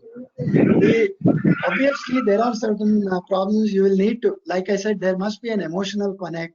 Chronic absenteeism, even in face-to-face classes, is a problem. So therefore, your content must be interesting. Your teaching learning pedagogies must be interesting to engage learners who are probably in an asynchronous mode. As far as exams are concerned, there are again several systems available today. A question paper formation, online exam, multilingual support, page navigation, time management, work management, booking systems, SMS, email alerts, e-hall tickets, payment gateway supports. All these are available as features in online examination platforms that are available. And with all this, we build really a smart classroom, and we are also now talking about a smart university. So this is what I have. Obviously, vocational education training and skills must be institutionalized. The skills, the competency-based skills, whether it is for value addition or for lifelong learning, must be there for everybody on the university. So this is what this is the presentation that I have. What I suggest is if you have a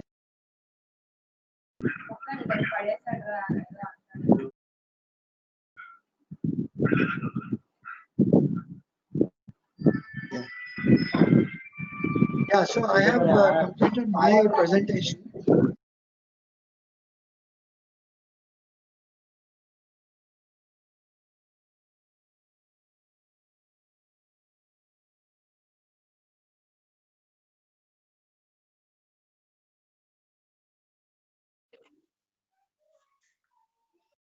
So I have completed the presentation, and if you have questions, I'll be there. Hello. Yes, sir. Thank you so much, sir. I request participants, if you have any questions, then you can unmute yourself and ask questions. Sir is available for the questions.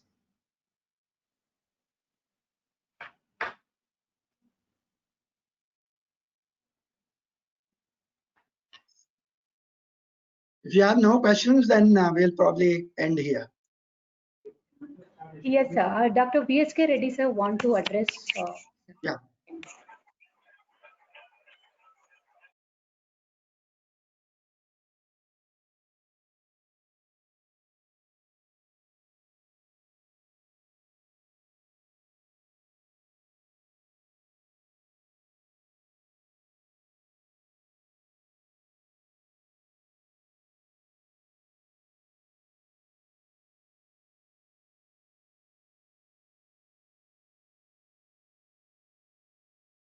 Professor Reddy, yeah. Thank you, sir, once again.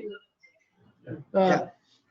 Thank you, sir, once again, all the participants, particularly for the SS Mantha, sir, coming all the way because very short notice has been accepting for the invitation just for the 2 days before.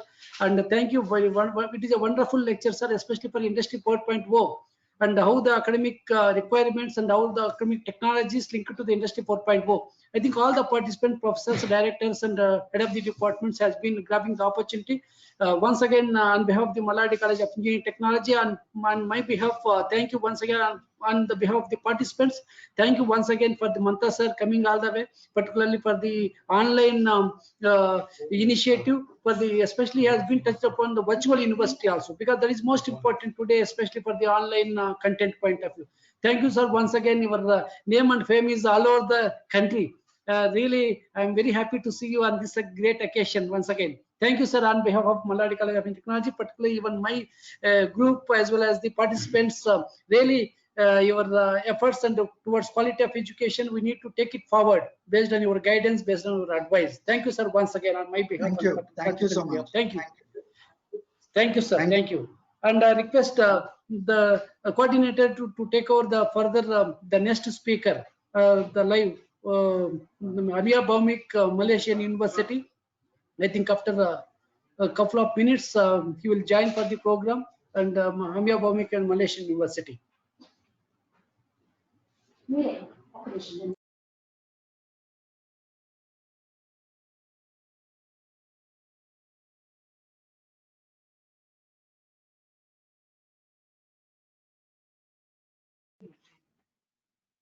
It has been really a wonderful session we had, sir.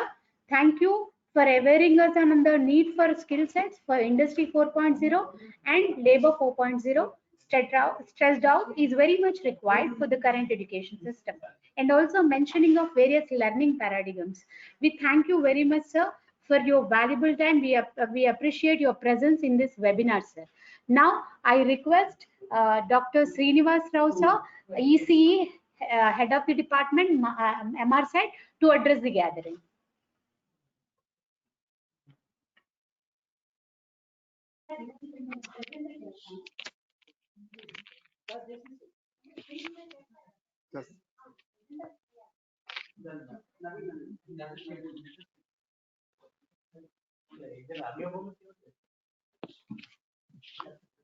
Hello, good morning to one and all.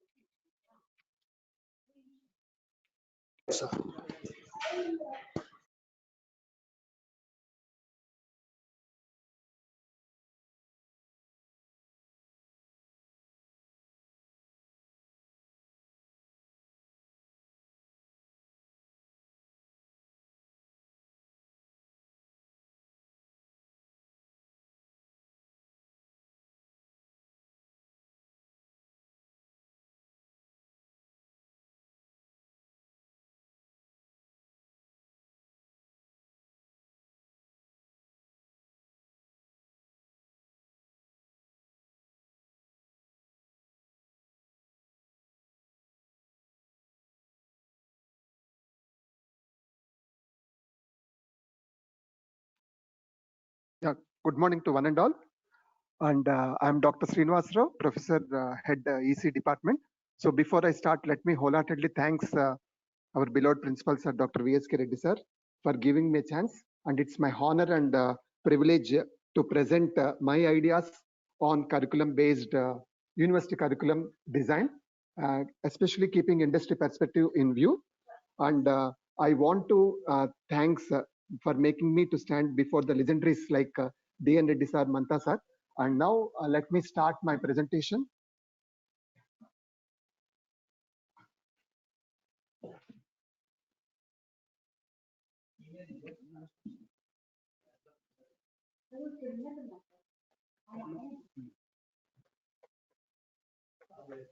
Yeah. So as per the topic, university curriculum design and industry perspective. So this is the actual education statistics of present scenario that is existing in India. So you can see that the school education approximately primary, including primary schools, upper primary, senior secondary schools, comes around 14,25,564. Similarly, when we go for higher education, the universities, as we have classified them into central university, state public university, deemed university, state private university, see, all these figures will tell us what is the present scenario that is existing, especially in the higher education domain. So my intention to project this is, so what type of curriculum is required in order to make our university stand alone? We want to be something special, so that the curriculum, whatever we design, should definitely help us. So these are the contents what I'm going to share or what I'm going to discuss. How the curriculum can be defined, what are the curriculum components that we can list, and what are the different types of curriculums that are available, and what are the curriculum determinants that are required so that we can prepare the curriculum. Similarly, what are the curriculum planning, what are the steps involved in curriculum planning, and similarly, what are the participants in deliberations or curriculum evaluation and curriculum development. So keeping all this in mind, my entire presentation is been carried out. So coming to the curriculum design, especially when we go for private universities or some autonomous colleges, we have definitely some strengths. So what are the strengths of ideal autonomy? So here, when we speak about private university or ideal autonomy, these are the strengths what we can identify. Innovations, definitely new innovations can be incorporated in my curriculum design. Experimentation, expansion and maximization of potentials, quality improvement, societal relevance, full involvement of teachers in the entire system, confidence building between students and teachers, transparency in teaching and evaluation, increased scope for educational reforms, speedy implementation of programs. Now coming to the first one, definition of curriculum. How we can define a curriculum? So as per my knowledge or as per the definitions that are available, we can define curriculum as a plan of educational experiences offered to a learner under the guidance of an educational institution. So this is how we define curriculum. Now, what are the curriculum components that are available? So coming to the curriculum components, learning objectives, selection and organizational of content, pattern of teaching and learning, including time schedule, program of assessment, learning resources. So these are the 5 important curriculum components that we use generally whenever we go for university curriculum design. Now, what are the different types of curriculums that are available? So coming to the different types, the first one is discipline-based curriculum. So this is one type of curriculum that we use while designing. So we always keep in mind what is the disciplines that are available in the university. So based on the disciplines that we want to start, whether it is a private university or deemed university, or if we want to go with autonomous college, this is one type of planning, how to design for our curriculum. So coming to the design discipline-based curriculum, we have subject-centered, independent subjects, learning fragmented, rote learning, repetition, less relevance and interest. So these are the few points that always we should keep in mind whenever we speak about discipline-based curriculum. Right? This is the first type normally we have while designing the university curriculum. Now coming to the second one, as I have shown, competency-based curriculum. So here, as it is clearly mentioned, when we use the word competency-based curriculum, so obviously we include or we incorporate activity-based learning. So whatever the learning or whatever we plan in the curriculum, most of them will be around activity-based only. So the focus is on the tasks that a successful graduate need to do later as a competent professional. So here when we use the word competency, it means that integrated use of knowledge, skills and attitudes for doing professional task. All this in the course of duration of time, he acquires or he accumulates, and once all the activities or all the competence, whatever he have gained, at the end of every semester or whatever we plan, he has to go for some activity-based learning. Based on that, his grading or whatever we plan will be evaluated. So this type of curriculum is called competency-based curriculum. Now coming to the third one. The third one is core curriculum with electives. So this is the most commonly we come across in most of the present either government universities or deemed universities or whatever the universities that are existing. Most of them generally they follow with core curriculum with electives. So already we know that core curriculum with electives generally is common for all students, because we know that there are few subjects which will be common in the first year, just right now whatever the curriculum is having in most of the government universities, which will be common for all students. Few subjects will be identified, and generally they'll be allotted in the first year, first sem and second sem, which will be common irrespective of whatever may be the discipline. It will be common to all the students. And next, proceeding to the next higher years, 2/3 of the curriculum time is allotted for core components.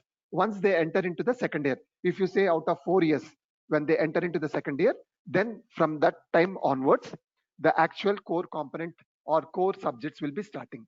And most of the subjects from then onwards will be competency based. So this type of curriculum design with electives, we call it as core curriculum with electives.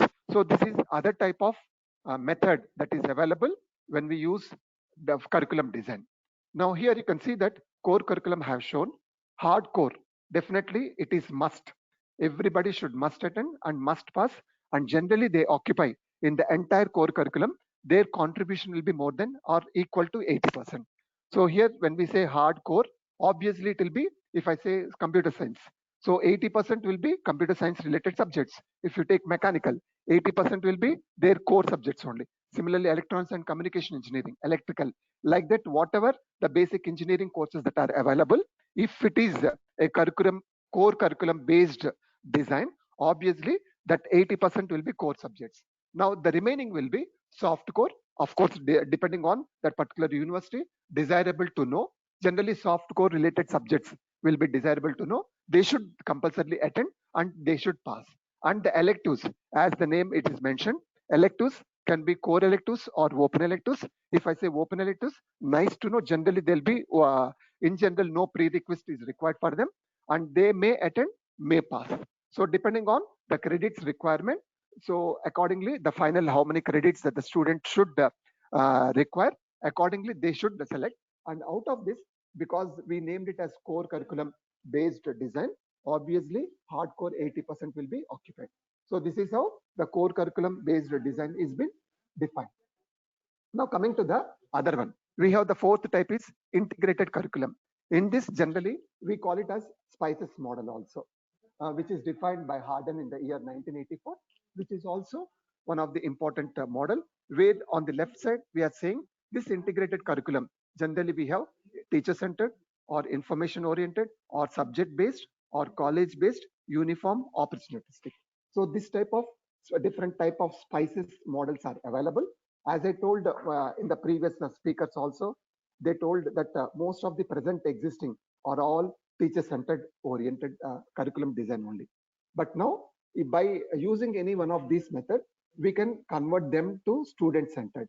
So this type of mixing the teacher centered partially and then converting or partially making it to student centered, it's like adding some spices to the curriculum.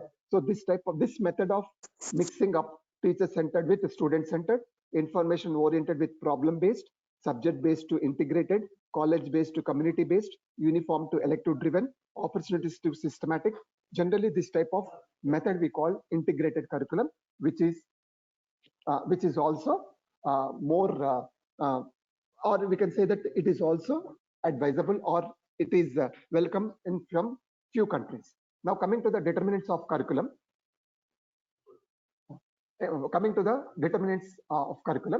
so there are 5 important determinants.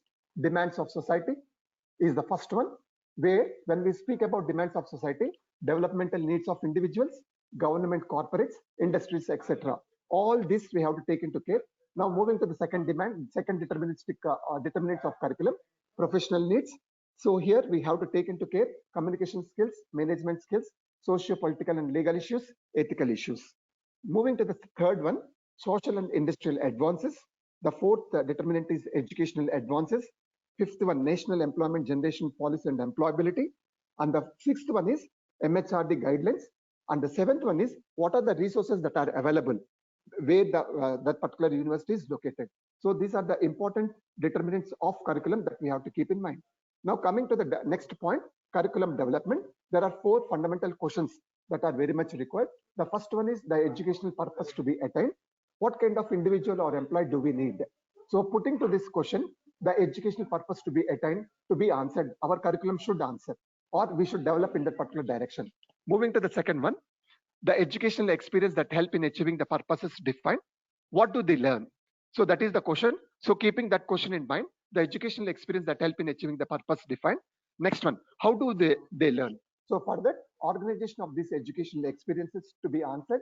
Next one, how do we assess the learning outcomes? So the assessment process to determine whether the purposes are attained or not. Now, for this, there is a very popular Rahilda tab model for curriculum development, where you can see that there are 6 nodes that have been identified, and it is like a mesh type network where every node is in turn connected to the other node. So all these 6 nodes that have been identified, very quickly I'll read. The first node is problem identification and needs assessment. Next one, needs assessment for targeted learners. Next one, goals and objectives. The next node is education strategies. Next one, implementation. And the final one is assessment or evaluation. So keeping all this in view, they are in turn interlinked. Now moving to the bringing innovation into the curriculum, because this is very important. Always innovation ideas ought to be incorporated in the curriculum, right? For that, need an institute curriculum committee, identify areas of revamping the curriculum, identify lacuna, exclusions, inclusions, etc. Find the objectives, global, national, local, institutional, and individual. What are the contents, teaching, learning methods that are available, assessment and evaluation process, curriculum mapping. All this keeping in mind, we have to go for curriculum design. So now, how to evaluate our curriculum? Where are our students? What are they? How do they perform? Social accountability, job market, employability ratio, especially industrial perspective. Are we taking care in our curriculum design, industrial perspective or not? And is there any scope for research and development for our curriculum? So once the curriculum is designed, we have to evaluate our curriculum. Right. Now here, what we can do is, we can go for curriculum development exercise. So that the topic is identify one major lacuna gap in the existing curriculum and provide solution for the same. So the method, what we have to do is think, pair, and share. This is the most popular method for curriculum development exercise. So think, pair, and share. The think, pair, share strategy is a cooperative learning technique that encourages individual participation and is applicable across all levels and class sizes. Learners should think through questions using 3 distinctive steps: think, pair, and share. So think, pair, share steps. Decide on how to organize members into pairs. Pose a discussion topic or pose a question. Give members at least 1 to 2 minutes to think on their own. Ask members to pair with a partner and share their thinking. Call on a few members to share their ideas with the rest of the group. So group 1, group 2, group 3, group 4. We have to follow. Diagnose. Group 1 will be diagnose the needs. Group 2 will be contents and organization of contents. Group 3 will be teaching, learning methods, experiences. Group 4 will be assessment and evaluation method. Now with me, 4 groups are there. Now follow the jigsaw method. So jigsaw method here, we have to combine them. So the stage 1, mixed group A, mixed group B, mixed group C, mixed group C, D. All members are taken from all 4 groups. The home team with key ideas of the subtopics of the assignment is the stage 1.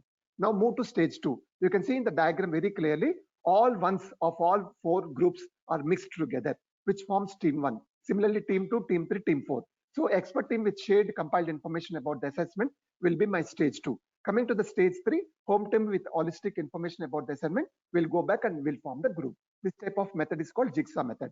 Now coming to the checklist for the curriculum, have the objectives been specified? Are those relevant and feasible? Has the course content is been decided? Has the decision been made on who will teach, when it will be taught, how long will it be taught? What are the course materials references required? What are the other teaching learning aids are required? What assessment methods will be used to check whether the specified objectives are achieved or not? How will the curriculum be evaluated, including provision for change if necessary? So these are the checklists that are available.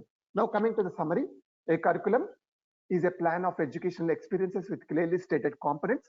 The type of a curriculum is decided based on the development needs of society. Effectiveness of curriculum depends on its determinants.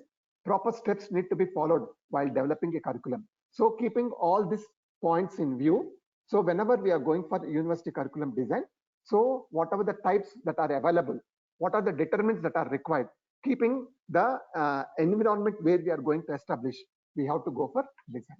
So this is what my overall presentation. And once again, I thanks all the members who have given me a chance to present my ideas about university curriculum design. Thank you.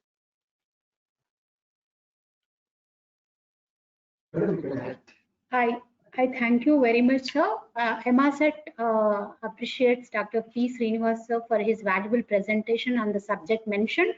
Now I take the privilege to introduce our next speaker, Dr. Amia Bhaumik. He is the founder and former Vice Chancellor of Lincoln University College, Malaysia, who is purely from the field of education. He is an Executive Vice President of the International Education Consulting Group, St. Louis, USA, since 1999. Dr. Amia Bhaumik was Research Fellow at UNESCO, Paris. During this tenure, Dr. Bhaumik has traveled extensively to Europe, Africa, Asia, and Latin America. He has served as Professor of Business Administration in University of Lucknow, India, and in University of Malaysia and many other countries. Now I request Dr. Amia Bhaumik, sir, to address and take it forward.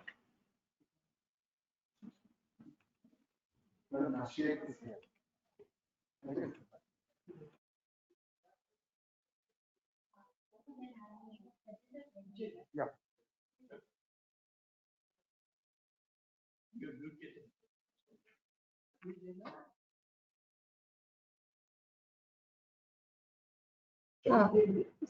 Sir, I have given you a presenter, sir. You can share your PPT, sir.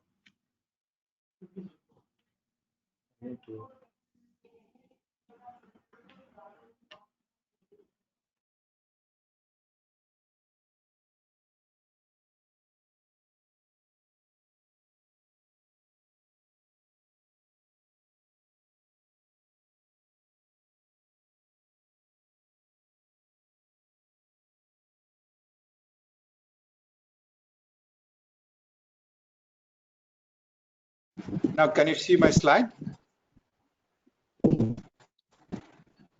Hello? Yes, sir. Yes, sir. Yes. Sir. Okay. All right. Okay. Yes, Thank sir. you very much. Thank you very much, especially the Pro Vice Chancellor and Vice Chancellor of Malla Reddy University. And I'm very pleased to hear that you got university approval license. And I'm sure the university will grow. Now, the topic which all of you have chosen, that why curriculum need to be industry based.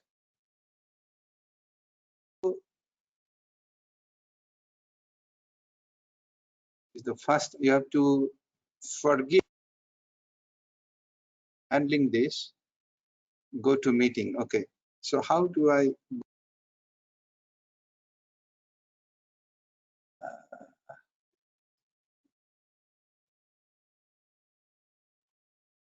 The next meeting.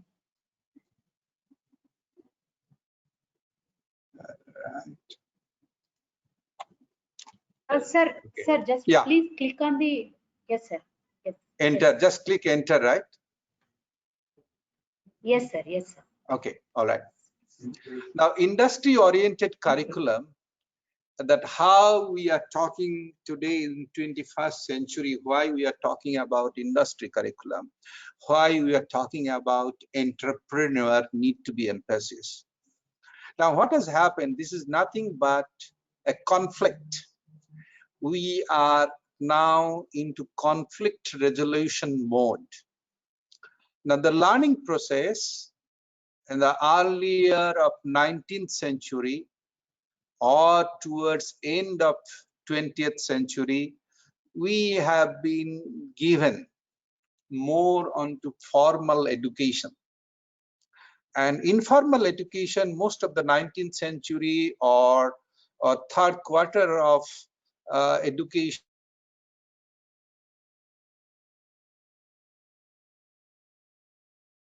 third people used to of 20th century until 1975, people talk about more onto informal education. The informal education is based upon more onto family, tradition, and so forth. Now, 70s onwards, we went into learn new way of learning, new way of organizing work and making things. And that's where started to have conflict between formal and informal learning. But Sir Thomas says, we are living in a mechanical age. And what is mechanical age? That until that time, we used to use our hand tools. craft methods, all manual labor. Then slowly give away to the steam powered engine, steamboats, railroads, and so forth. Now, at that time, we also saw that how communication revolutions happen. Now, having said that, this, oops, oh, what we are proposing, it is nothing but amalgamation between formal education and informal education. Informal, we learn from parents and family members, that is more practical based instruction, and formal, we go to education institution. What has happened? That as the revolution has come in, industrial revolution, we tend to stay away from tradition. Oh, no. This is a traditional, but we are modern. The industry-based curriculum are nothing but how do you marriage that the formal education and informal, and that is what we call work-based learning. Now, this work-based learning, what need to put that? Student learning outcomes. We need to apply classroom and laboratory concepts and principles in an industry work environment. Now, I give you an example, or not example, rather MRU has the medical college, dental college, nursing college. Before students go to the hospital, within the theoretical room, you have a skill practicing, you have OSCE, and this skill practicing is nothing but the concept of laboratory principle. So same thing, what is happening, the medical has advanced, why people becoming more good experienced doctor, why not in business, why not in other aspects we are not doing it. So what we need to look at in curriculum, that now business organization, the business universities, now they call lab. We need to go to the lab. A lab in a sense, set up a mock business, set up a mock offices, and in that learning we have to develop. So we need to establish goals by working with supervision to define work objectives for the internship experience. Now, this is the work experience is nothing but tradition, and the lab, the classroom, the modern.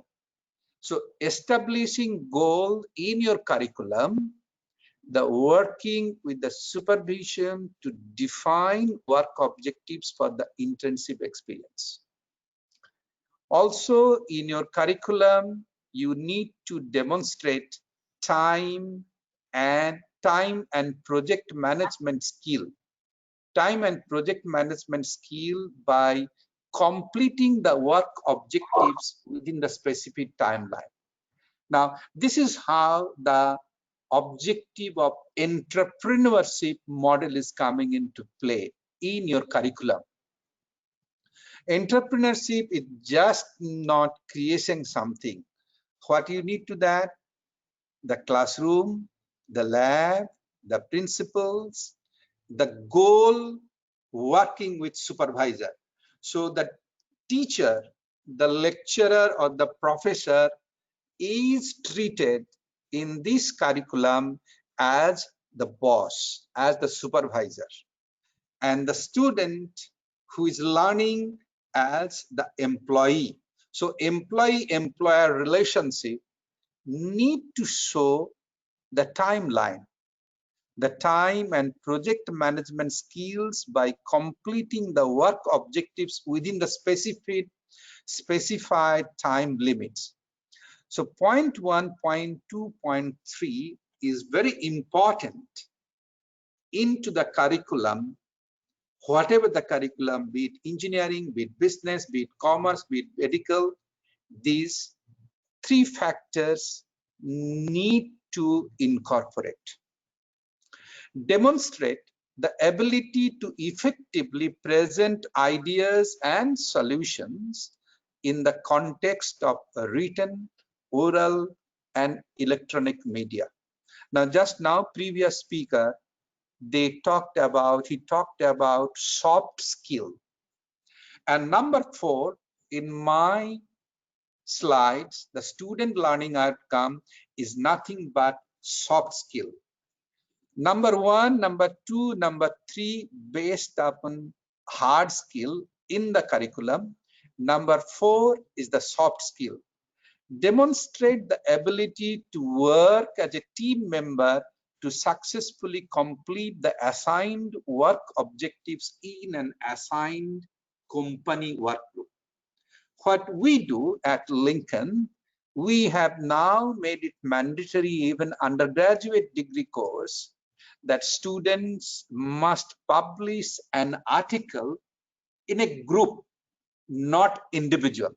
So they are learning the teamwork approach, and demonstrate and promote a proper work ethic.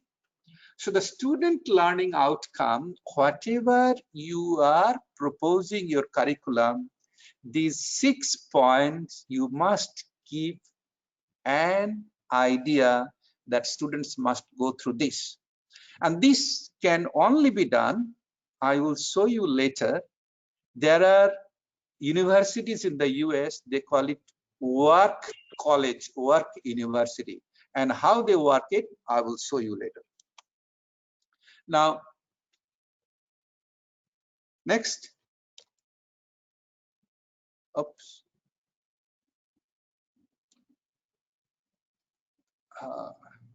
You have to supervisor. Each student must work with their supervisor to jointly develop 3 projects or activities which will be accomplished during the internship program. So normally what I have seen, quite a number of institutions would always ask me, sir, can I send students to your university, can do internship? So internship is just not simply attaching with some offices, some company, no. Internship must have a goal and there must be a supervisor. And with supervisor and students, they must develop minimum of 3 projects or activities which should be accomplished during the internship program. I have seen quite a lot of students would come to Malaysia internship for the sake of internship, will come for 1 month, 2 weeks, and nothing but tourism. So the purpose of such thing is not accepted. The internship more into project development. The project activities should be unique and must be related to the knowledge and or skills attained during the degree program. And these got to be neat. So internship, not for 1 month, not for 2 weeks, not for 3 months. You must give internship at least 6 months to 1 year. Then your curriculum, industry-based curriculum, is reflected, where students will create projects and activities and apply that. And the projects must be approved by the instructor and or lead faculty members. This is very, very important onto this. And what would be your assessment method? The approved projects will be selected and documented on the internship work objective evaluation form during the first day of the semester. Here it comes another thing. Most of the universities, they say internship maybe at the end of the year or at the second year or whatever. But that doesn't mean the internship will be starting only that particular semester. We offer MBA program in many countries. And in our MBA, the thesis is a must. Research methodology is a must. In our MBA, the student must publish article. Now, so most of the schools, they will say, okay, the thesis at the end of the program semester, we will start. No, it should start from the day one of the semester. Then students can match. And this is the biggest problem. Most of the institutions, what I have seen, that if research methodology is given third semester, they only start third semester. To me, the research methodology, the research project, the article should start from the semester one. Then you can assess proper quality.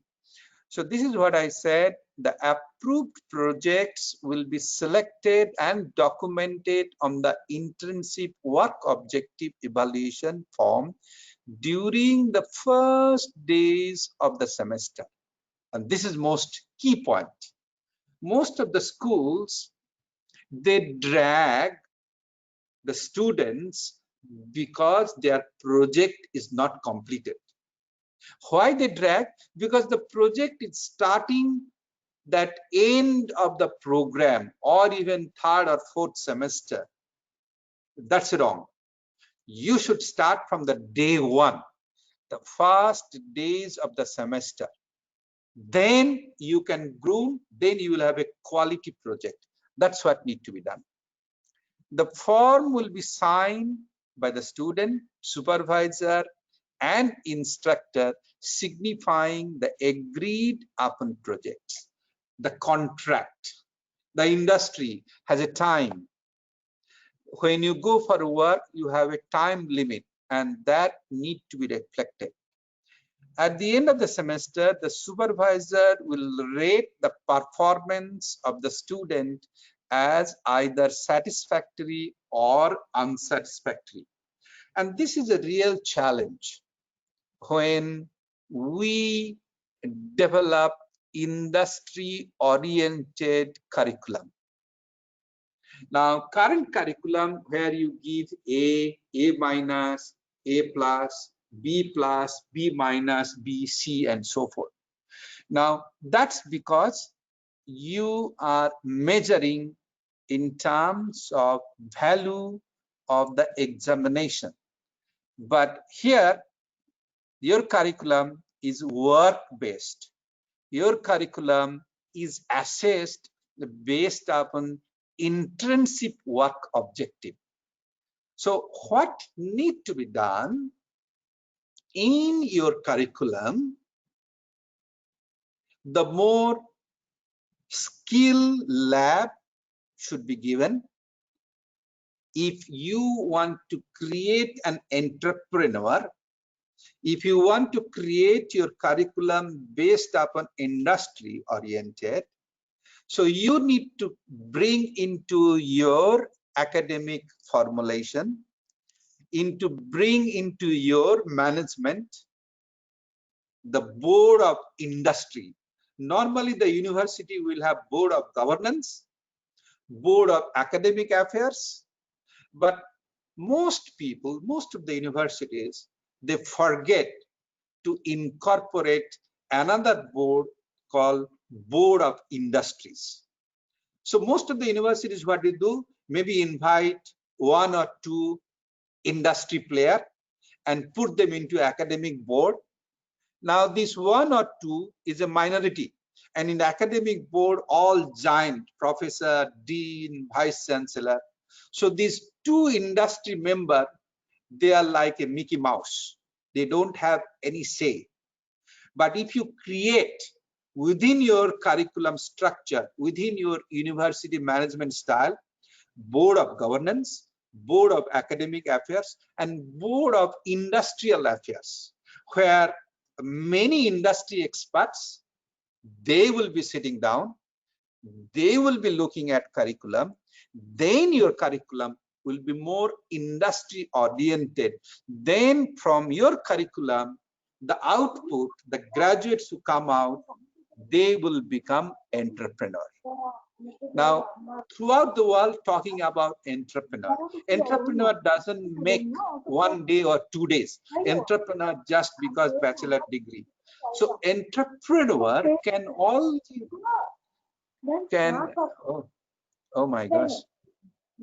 Now you want? Entrepreneur. Okay. Sir, Am I am I going I request beyond the time? audience to mute. Yes, sir. Yes, sir. Yes, sir. I request other participants to please mute. Yes, sir. You carry on, sir. Yes, sir. Okay. So, how long I have time, Doctor? Okay. So the assessment method. Sir, till 12:45. 12:35. Okay. All right. So assessment method. Assessment method comes from the curriculum, and your curriculum should have people board of governance, board of academic affairs, and board of industry separate. So where many industry will come and look at, and then your curriculum more onto industry based. Now your curriculum also should look into multi-skilling human resource development. Yesterday I was talking to Mumbai University and the Mumbai University Teachers Association, and they gave me a topic to discuss called multi-skilling human development. The multi-skilling human development only can happen when in your curriculum development process, many industries are sitting down. It's not just simply board of academic affairs. That's the mistake we do. Now, having said that, so entrepreneur will come only when you have a good curriculum, which is curriculum is not simply specialized. We are involved setting up in Australia.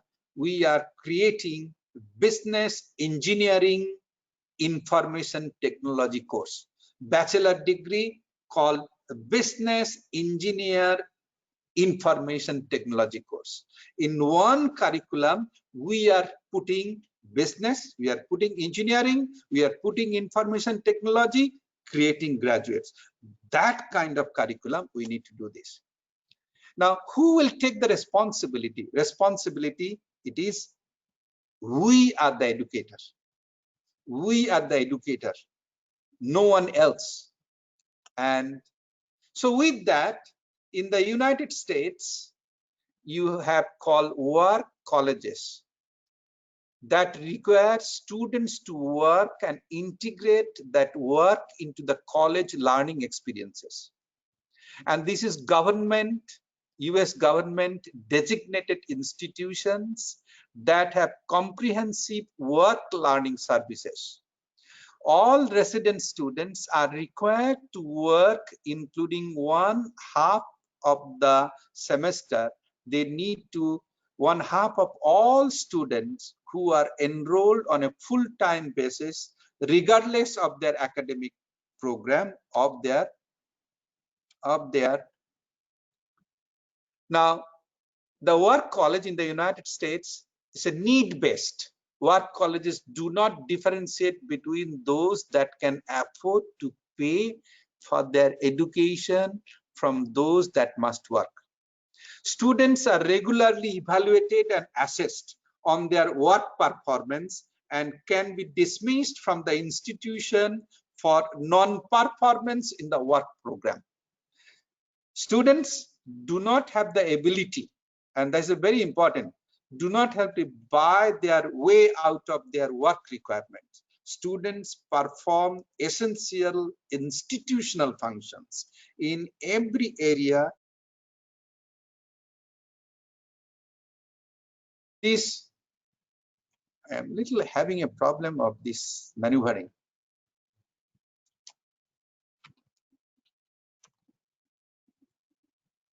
Now, a work college is public or private, not for profit. They do that. And The purpose of the Work College program is to recognize, encourage, and promote work learning service programs as a valuable education approach when it is an integral part of the institution's educations. Students are paid for their work, which helps offset the cost of tuition. At some work colleges, students receive a full tuition credit for their work, while others receive full student. And students typically work 6 to 15 hours per week. Jobs run the gamut of campus, need from teaching assistantships to the accounts payable, to IT, to food service, to groundskeeping, to plumbing, public relations, campus safety, etc. So work colleges share the belief that the integration of work learning service provides a strong, successful, and relevant model for educating students. Now, I have given, these are the college name in the United States. Their degree is based upon fully work, not much of theoretical orientation, and that has been developed. Currently only 9 institutions in the US, they award the degree work-based degree, nothing else. Now this work-based curriculum or industry-based curriculum always comes from our traditional value, and the traditional value, if we go back to Guru Shishya Parampara, that kind of attitude in our Indian subcontinent culture, that culture we need to revive back. The biggest problem in the institution, in the university, we are thinking that we are modern era. We don't have to bring in the traditional, but believe me, the world is going back towards traditional. So-called US now looking into yoga. They are not going into so-called allopathic. So yoga is nothing but industry-based practice. Why industry-based practice? They have seen the allopathic medicine. They do not cure the disease. They cure the symptom. So modern education has become that curing the symptom, but not curing the disease. So industry-based curriculum will cure the disease. A disease of what? We are suffering no job. We are suffering, we are creating unemployment. We are creating people, young people, depressed. And those depression, those social evil can be terminated, can be stopped if we bring in traditional value, the great Indian philosophical value, put it into practice. You will say that what we say in Gita, karmanne badhikaraste ma phaleshu kadachana. The karmanne badhikaraste, the Gita, that slok is nothing but industry-based curriculum, that work with full-heartedly, not waiting for the result. And that result, when we look for the result, and that's where the greediness coming in, that's where we feel unhappiness. So industry-based curriculum, it is nothing but goal-oriented. The moment we put all these, our graduates will be a fantastic entrepreneur. So let's work together as we all educators. All educators should take this responsibility. The students must be taught work-based, and that's where Swami Vivekananda's philosophy comes into play. Work is worship. So work is worship. Only you can do this if your curriculum is work related, and then people will know the worship. So with this, thank you very much. The Malla Reddy University, especially Professor PSK Reddy, inviting me to speak to all of you. Thank you and God bless and stay safe.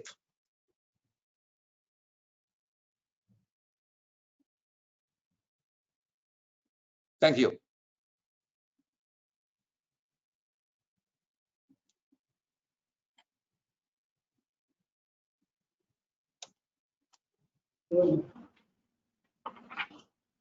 I request Dr. V.S.K. Reddy sir to address.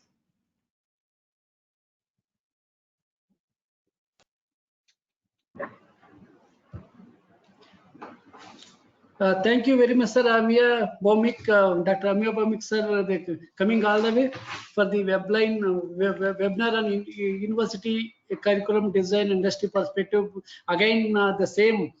He's my close friend, especially we visited for Malaysia and the Lincoln University and other universities as well. And he as a person has been received always very positively. For any help required for the education point of view, particularly for the education transfer from not only for the university to university, in the country to country. But he is the great personality. Always is a very kind, soft corner for the Malad College of Engineering Technology.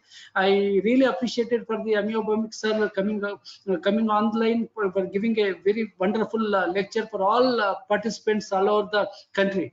Once again, thank you, Amir Bomik sir, and it is a great opportunity for me to interact with you online. But still, I need to go for the offline. I'll try to contact you maybe after my lecture is over. And I wish you the best, sir. Thank you once again on behalf of Maladi College of Engineering Technology, particularly on my behalf and my team behalf.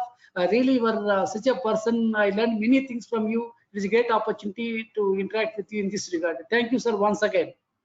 Thank And you, I request Professor all the Reddy. participants, yeah, thank you, sir. Thank you once again. I request all the participants and professors and the directors and deans and faculty members. Really, it is a great honor for the college, Malad College of Engineering Technology. You are joining for this program, University Design Curriculum and Industry Perspective. It is a great program. And really appreciated for the complete patience till morning 9:30 to now it is 1 o'clock. And I request all the participants please try to join. I mean, go for the lunch and come back at sometime in 1:30 or 1:45.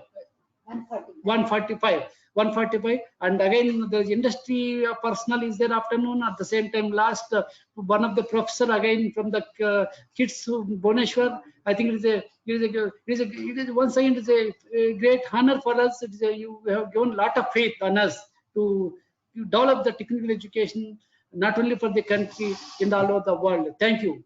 I request please go for the lunch and come back at 1:45 positively, please. My concern. Thank you. Thank you. We thank you very much, sir. And we also thank Dr. Amia Bomik, sir, and we appreciate your valuable time in providing insight about the industrial requirements, where you gave stress for formal and informal approaches for learning and also skill-based learning to understand various business requirements and establishes some business line marks in labs to enrich the practical and work objectives. Thank you very much, sir, for your valuable time to being in this webinar. We thank all the participants and appreciate your valuable time. We now request all the participants to have lunch break and join by 1:45 p.m., where the session would be followed by Dr. Murali Padmanabham, Senior Vice President, Virtusa Limited, and Dr. Mani Madhuka from IBM, and Dr. Suresh Satapathy from KIIT University. Thank you.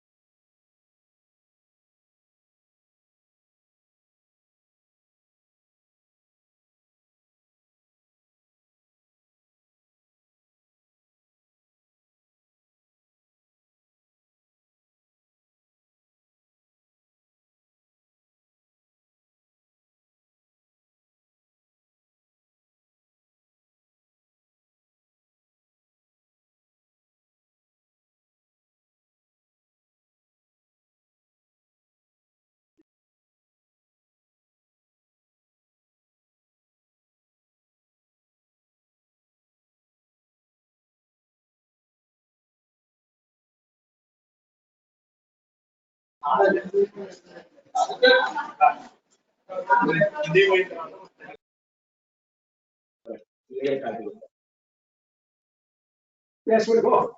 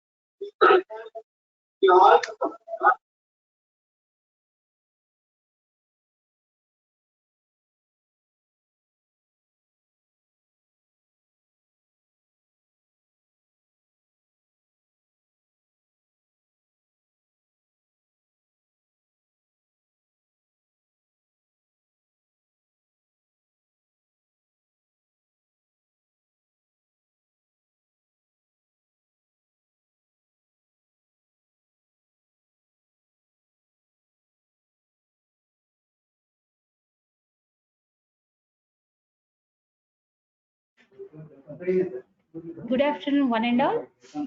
I, Dr. Tayyaba Khatun, Professor in CSE Department.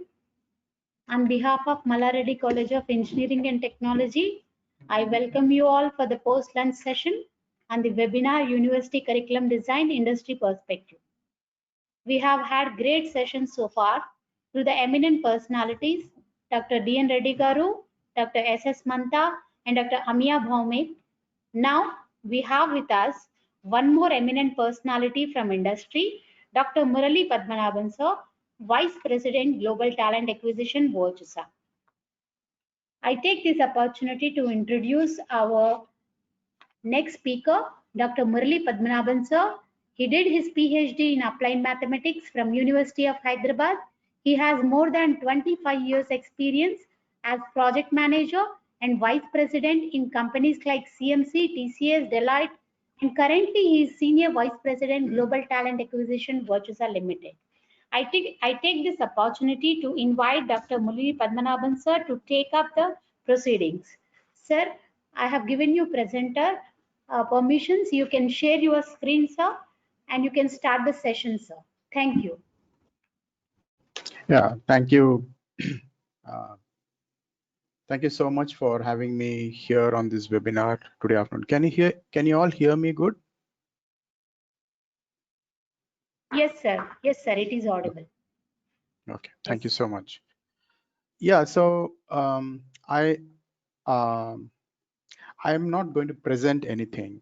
I think what I would like to do and use this 45 minutes that we have together to kind of explore what can be done to prepare our students, especially our engineering graduates, for a career and life ahead, right? So that's going to be my purpose of this 45 minutes. I understand that we have in the audience, we have all the academic fraternity of the Mallareddy University. And some of the questions or some of the ideas that I'm going to place may not be new to you, but I think these are fundamental questions that we may have to think about when we talk about curriculum, right? So the first question that I have for all of you is, what is the difference between education and training? Can we have some responses, please, in terms of, you can unmute yourself and speak up, speak out as to what you think is the difference between education and training.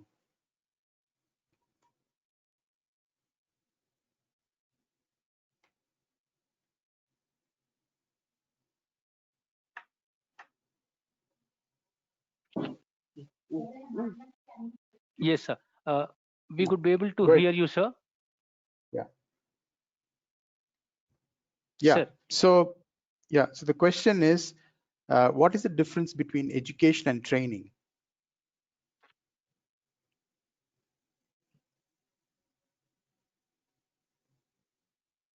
Sir, I have a feeling that education is what traditional classroom teaching by a teacher to student. Traditional, right? To cover the syllabus or fundamentals or whatever. But training is something, which imparts a particular skill to the student. See, one is academic part. Training concentrate on developing a particular skill. And that skill could be anything, because there are so many skills that are there to be learned. So I feel that training is more of a skill oriented or a goal oriented. Education is formal. Like you study electrical engineering, mechanical engineering, like that. So that's what I feel. Yeah. Thank you, sir. Thank you, Professor Sanjeeva Reddy. Thank you for that response. So I think that has been the dilemma. Sorry? No, I said thank you, sir. Yeah, you're welcome. Yeah, I think you kind of alluded to the difference. Education is, I think, prepares one for life, right? How do you lead? So it's much larger than uh, just gaining knowledge, right? The purpose of education is also to kind of help the student get in touch with what their life's calling is, what they're passionate about, what is their interest, right? So many, you can just go on, listing out the purposes of education. And skill, as you rightly said, is preparing or training the participants into a particular competency or a capability, right? They're able to do something with that skill, and it can be very narrow focused. It's very narrow, right? The dilemma in engineering education is, should we impart skill, or should we really focus on education, right? I think that has been the dilemma, and I think engineering education in particular prepares a student mostly for a job, right, for a career in the industry. But I think that would be a very narrow view of engineering education, right? So I for one would argue that engineering education should be much more than just skill development. Now we have to prepare the students to be current and to be able to go and work with tools and technologies that are available in the marketplace as of today, right? So you have to prepare the student for that. However, the purpose of engineering education is much larger than skill development. I think first of all, we need to very clearly distinguish these two, right? And when it comes to education, unfortunately, and I'm saying this with in all humility, and I know I'm addressing a large gathering of academicians, but I think my experience has been, and this is my experience, is that unfortunately our education system, that the way we have kind of designed the system, uh, is it creates what I call as passive learners. When I say passive learners, there is a curriculum. The instructor or the teacher or the professor gives instructions, teaches, and the student is prepared for an exam. And the student, takes the exam, passes the exam with certain grades, and that's it. It's done. And I'm saying this because that's been my experience. Maybe your experience is very different, but my experience has been, and I will tell you why I'm saying this. I normally ask students whenever I used to, take interviews, especially for college hires. And whenever I ask them a question about a subject that they have possibly learned in their first or second semester, right? They would say, sir, that was in the first semester. I don't remember any of those things. It's quite unfortunate that the student has spent almost a semester, studying that subject. Not only the student, the professor also has taken a lot of, I would say, a lot of effort in preparing the student on that subject, educating the student in that subject, right? But the student doesn't remember anything in just about 3 years. That's quite unfortunate. And that's what is passive learning. Passive learning is, I just learn something and I forget about it. Once that examination is over, I forget about it. However, if we prepare our students to be active learners and be actively engaged with the subjects that we teach them, then it can be, the content can be retained for lifelong. Now, how does active learning happen? It has to be a different pedagogy. The way you teach it has to be completely different, right? Many of us, and I think most colleges universities in India focus on really preparing the student in knowing more, right? There is a syllabus, there is a curriculum. The professor or the teacher tries to ensure that every every topic in the curriculum is covered and the student is sufficiently prepared to clear the exam, right? But then the student doesn't get inspired, the student doesn't actively engage in the content. And the question now is, sir, we have large classrooms, we have a curriculum, we are governed by the UGC and AICTE, and we have all the constraints. I completely agree. Yes. How can I convert a passive learner into an active learner, right? What can I do? Now, for you to convert an active learner into a passive learner is not very difficult. You can still follow the same methodology. You can still follow the same, all the curriculums, all the rules that UGC or AICTE puts, but at the same time, you can get them to become active learners. So how do I do that? The way, there are multiple ways of doing this. One is by getting them to really engage with each other, engage with the content, and depends on the content, right? If you're really teaching a programming language, can you get them to learn something on their own, right? Can they learn from each other? Can there be peer learning? Can there be something that they create, using the programming language on their own, which they can showcase and talk about? So why is this important? When a student does this, the student retains the content for a long period of time, right? So I think we have to be extremely careful about the way we teach and assess students. And also, I'm sure all of us understand this, that the whole paradigm of learning is shifting. I'm sure you're seeing this in your classrooms as well. There is enough knowledge or enough information available today.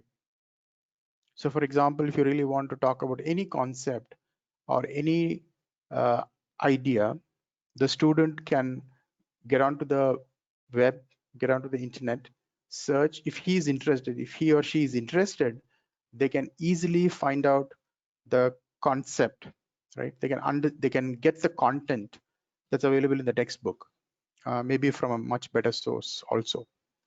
So information is pervasive, right? Now, when does this information become knowledge, right? I think that's a key part. The information becomes knowledge when the student or the consumer of the information actively engages with that information, right? Now, if the person is just browsing through the websites, just passively listening to it, or just observing or watching, then he doesn't actively engage.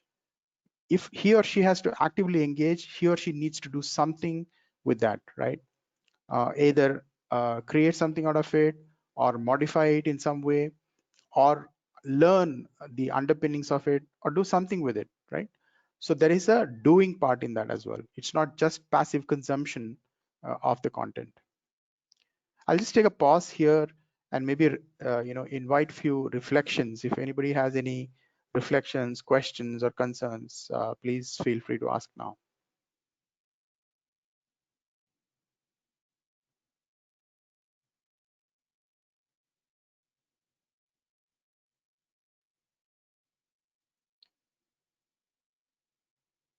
Okay. I'm assuming that there are no questions.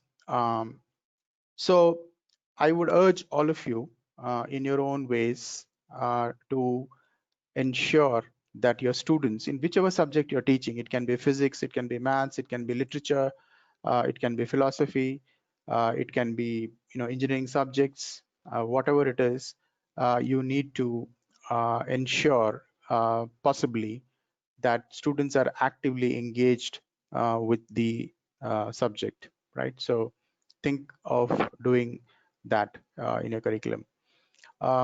Coming to the next, I think the next question, and I think this is a very important question, even if you're preparing the students for a job or for a career, right? It's important that students take responsibility. They become accountable for whatever they have agreed for, right? Many a times we find this a huge challenge, especially when we have new hires joining us. They don't feel responsible. They don't take responsibility. Now, how can you ensure that they take responsibility for whatever they're doing while they're on campus? I think it's important, right? So that is another thing that you may want to think about, building in your whole academic activity that you have on the campus. It could be submissions, it could be assignments, it could be tests that you conduct. Whatever it is, the student needs to feel responsible that he or she needs to actually complete these tasks, right? If they don't feel responsible, it becomes extremely difficult for them to take responsibility when they come into the workplace. So I really request all of you to ensure that this aspect is stressed enough. The second thing is, at least in the IT services world, from where I come, pressure tolerance, in the sense that working under deadlines, sticking to deadlines is very important. So for example, we have a commitment that we have made to our customers. Let's say that we will deliver the software on a particular day, right? And if we don't deliver that software on that particular day, it's a problem for us as a company, because our brand gets hit. We become accountable. There must be some contractual obligations also. Every day of delay can attract a penalty, right? There can be a lot of consequences of not adhering to the timelines. Now, students, when they come into our world, don't pay attention to this. When there is a commitment that's made,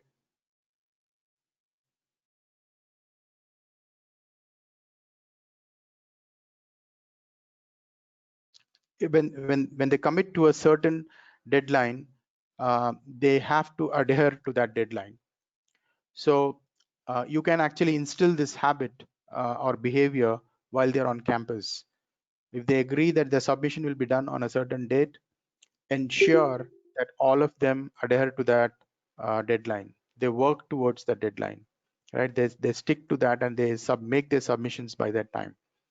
And this is sometimes I see teachers being very nice and saying, yeah, it's okay if you're late, fine, I won't, I won't mind it. But that causes bad behavior. Yeah.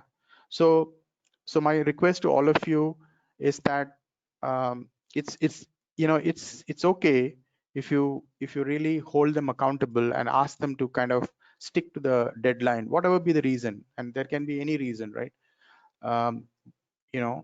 Get them to actually work under tight deadlines. I think that's very important. So these are some of the softer aspects of it. When it comes to the education part, right? Like we talked about the difference between education and training. I think it's also important for one of the purposes of education, right, is to further or deepen the knowledge in an area, right? So they are also prepared to create or synthesize or create more deeper knowledge. That's of course research.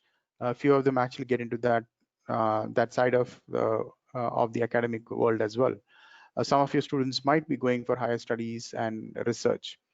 So it's important for you to think about, how do I help them deepen their knowledge in an area if they want to, right? So what are the activities that I can create as part of the curriculum, so that at least students who want to deepen their knowledge can deepen. Now, deepening knowledge does not mean content, right? It means inquiring in a very meaningful way, right? There is an educationist. For those of you who are interested, you might want to refer to his work. His name is John Dewey, and John Dewey wrote a lot of books on education in 1920s. And I think he was quite a pioneer in ahead of his times. And he talked about a concept called reflective inquiry, right? So how do you get people to reflect on what what content they have, and then actually start inquiring into it? So it's important for some of the students to have this capability as well, right? The third aspect that I really want you to focus on, especially as as professors, I think it's important at least few of your students to feel inspired by the subject that they are engaged with, to carry on doing some work in that area, right? It's important for them to carry on the work, carry the work forward, right? So they have to feel really inspired. They have to feel really excited about the aspects of the academic discipline that they're engaged with, and carry on their pursuit in that area. I think it's very important, because if all of them get into corporate jobs, corporates have their own reason for existing, and the reason is not to do research, right? Most of them are in client services. They're there because their customers exist and customers need their service. So their goal is very different. But we need young people who actually can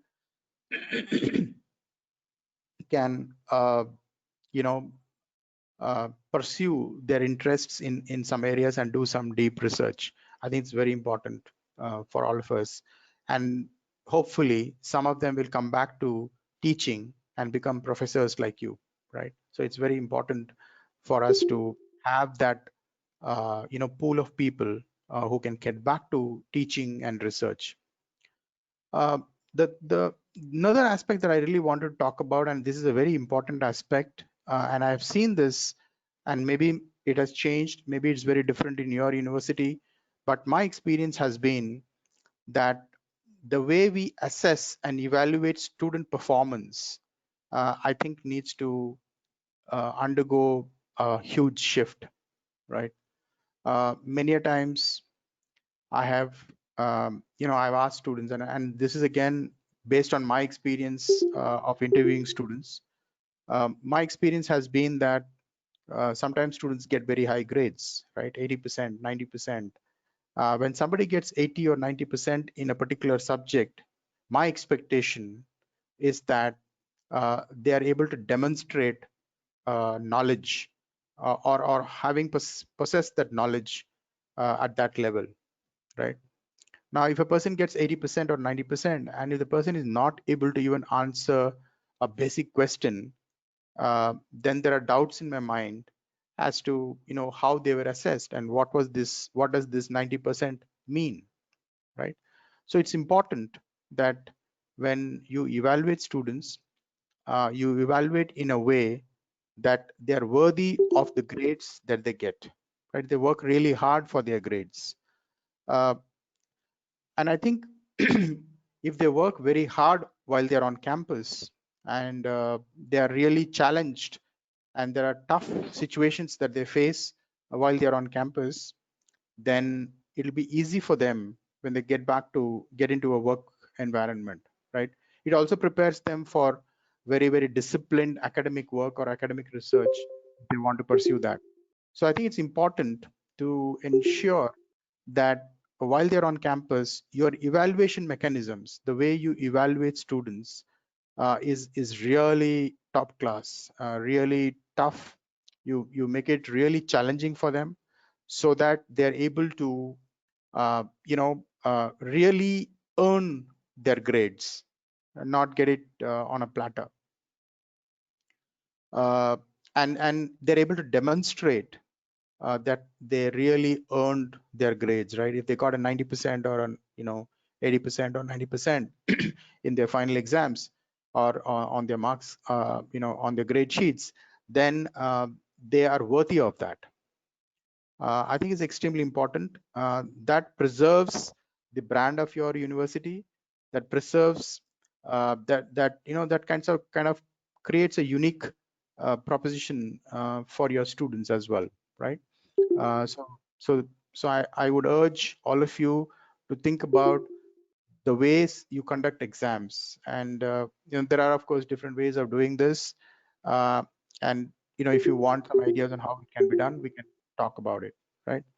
So these were some of the things that I really wanted to talk about in terms of the curriculum. From an industry perspective, I thought I'll just share what's happening in the IT services industry, what's changing. I don't know if you heard this, but I thought I'll just bring it to your notice so that what your students will expect. So the services industry itself has gone through a lot of change.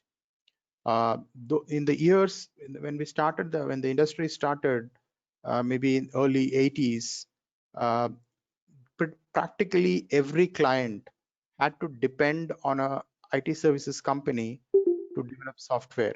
They did not have an IT department internally, most of them, and they would depend on an IT services company to build software for them, right, to digitize their processes. But today, if you take today's world, every client, every business worth its name has an IT department, right? So they are able to create their own software. They have that capability. Still, there is work that gets outsourced to a lot of these IT services companies. So what does that mean? That means the client's maturity, client's understanding of software development or software engineering is very high, which means every IT services company needs to have employees who are capable of demonstrating high levels of maturity, high levels of knowledge and skill in terms of software engineering practices. So I think it's extremely important. And today, even a campus hire has to interact right from day one. He or she has to interact with the client straight away. Sometimes clients interview them as well, right? And I don't know if you know this, many of us think that, even students think like this, that once you get a job in an IT industry and that's it, that's the end of it, right? It's not. That is possibly the first interview you are attending and you have cleared. There are many more interviews that you will attend as you work in the industry. Every project that you get assigned to, every project that you get selected to, there is an interview process. Either it will be an internal interview or a client interview as well. So they are tested regularly, they are tested frequently. Their knowledge levels have to constantly increase. They have to demonstrate higher capabilities. So there is a lot of pressure on the campus hires who are entering into the workforce now. So my request to all of you is that this is a changing scenario. This scenario is only going to become, I think, I won't say worse, but it's going to become more and more like this in the near future. Many of us also seeing scenarios where the project teams consists of different engineers from different companies working together. So there is a project that we did for an insurance company. We had a consulting company, we were there, Virtusa was there, and then we had another IT services company. So there were 3 or 4 teams working on the same project. So it's extremely difficult working in such environments because there will be different pressures. There are different boundary layers that you need to be watchful of. There are certain things that you have to be careful about when you're doing this kind of work, right? So it's extremely crucial for people to be aware of these things. Now, there will be a question that, how do you prepare your campus hires? For example, we used to have a luxury of training a campus hire for almost 2 years, even till about 5 years. So when I say training, it's not just classroom training. We also used to put them in projects, get them to shadow, get them to observe, and things like that. That 2 years has been reduced to almost 2 months now. So the expectation is within 2 months, the student, the campus hire who has joined us needs to get into a project, a client project, right? So this is really, it's a very tough situation, but that's the expectation. So we are trying to do some things from Virtusa to ensure that students are prepared well before they enter into the workforce, not only Virtusa, but into the IT services companies. The another aspect of it is all these things can be done when they're doing their projects. Now, many professors have always asked us, sir, we want some live projects, we want projects, we want project ideas.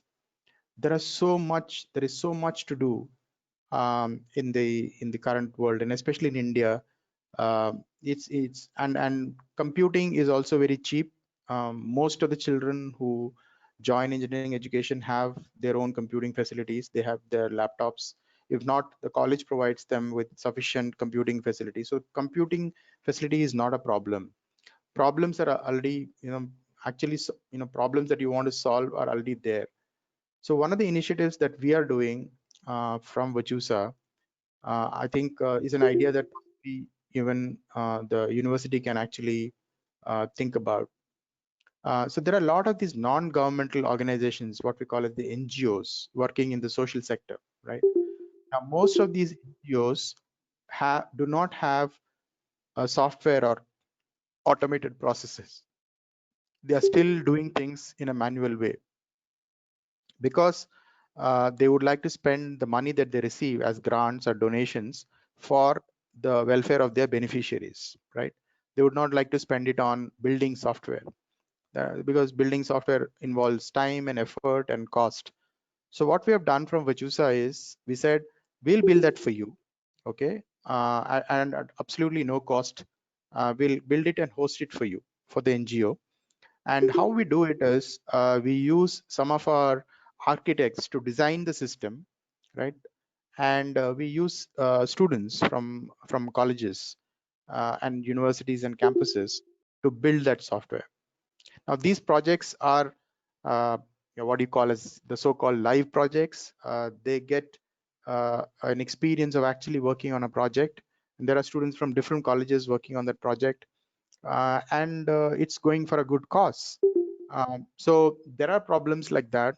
So I would urge professors and the academic fraternity to pick problems of that kind and give it to your students, and ensure that students are able to design it and create a software that will be put to use, especially by non-governmental organizations, which have a huge need in today's times, right? So these are some of the things that I thought I'll share with you. I'll take a pause here and I'll invite any questions or any comments, because I think I was given 45 minutes. We have another 13 minutes to go. So if you have any questions or any comments to make, and I'm more than happy to answer them. Over to you, ma'am. Yeah. I have one question to you, Dr. I have a question. I have a comment. Can I intervene, please? Hello, I'm Professor Sanjay Reddy. Go, sir. Go ahead. I have a question, sir. That is from your past experience in the industry. I would like to know your views about introducing reports like on emotional intelligence into the curriculum, engineering degree curriculum, and will it be helpful from the industry point of view? I just want to elicit your opinion.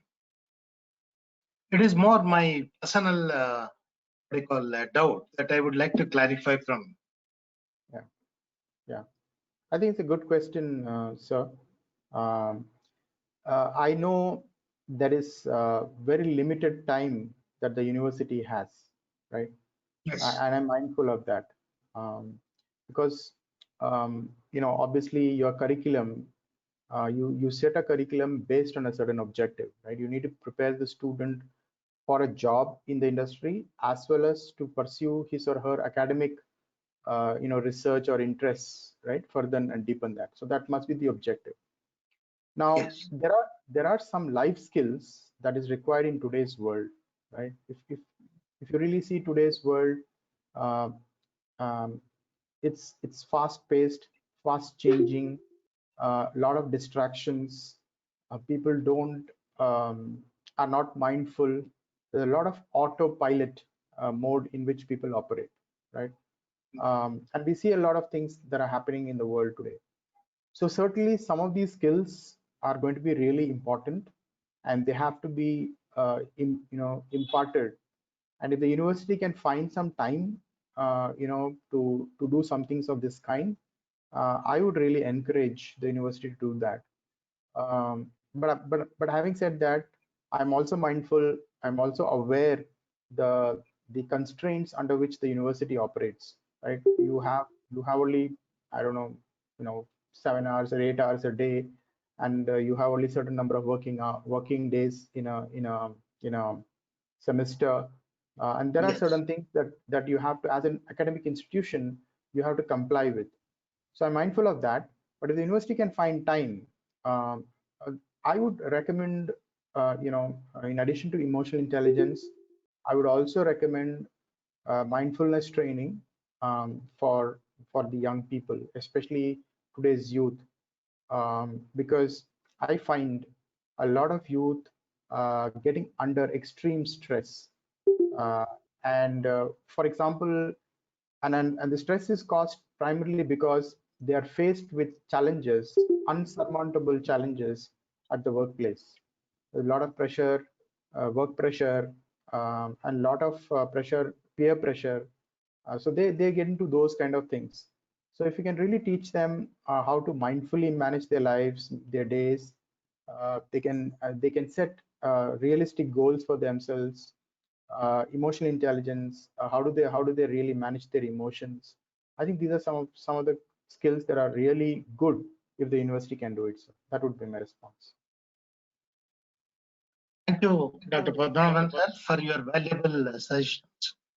You're welcome, sir. Sir, I'm Professor K. Subhas. Yes, I sir. have Thank you. a small comment, sir. Can I take 2 minutes? Sure, sir. Please go ahead.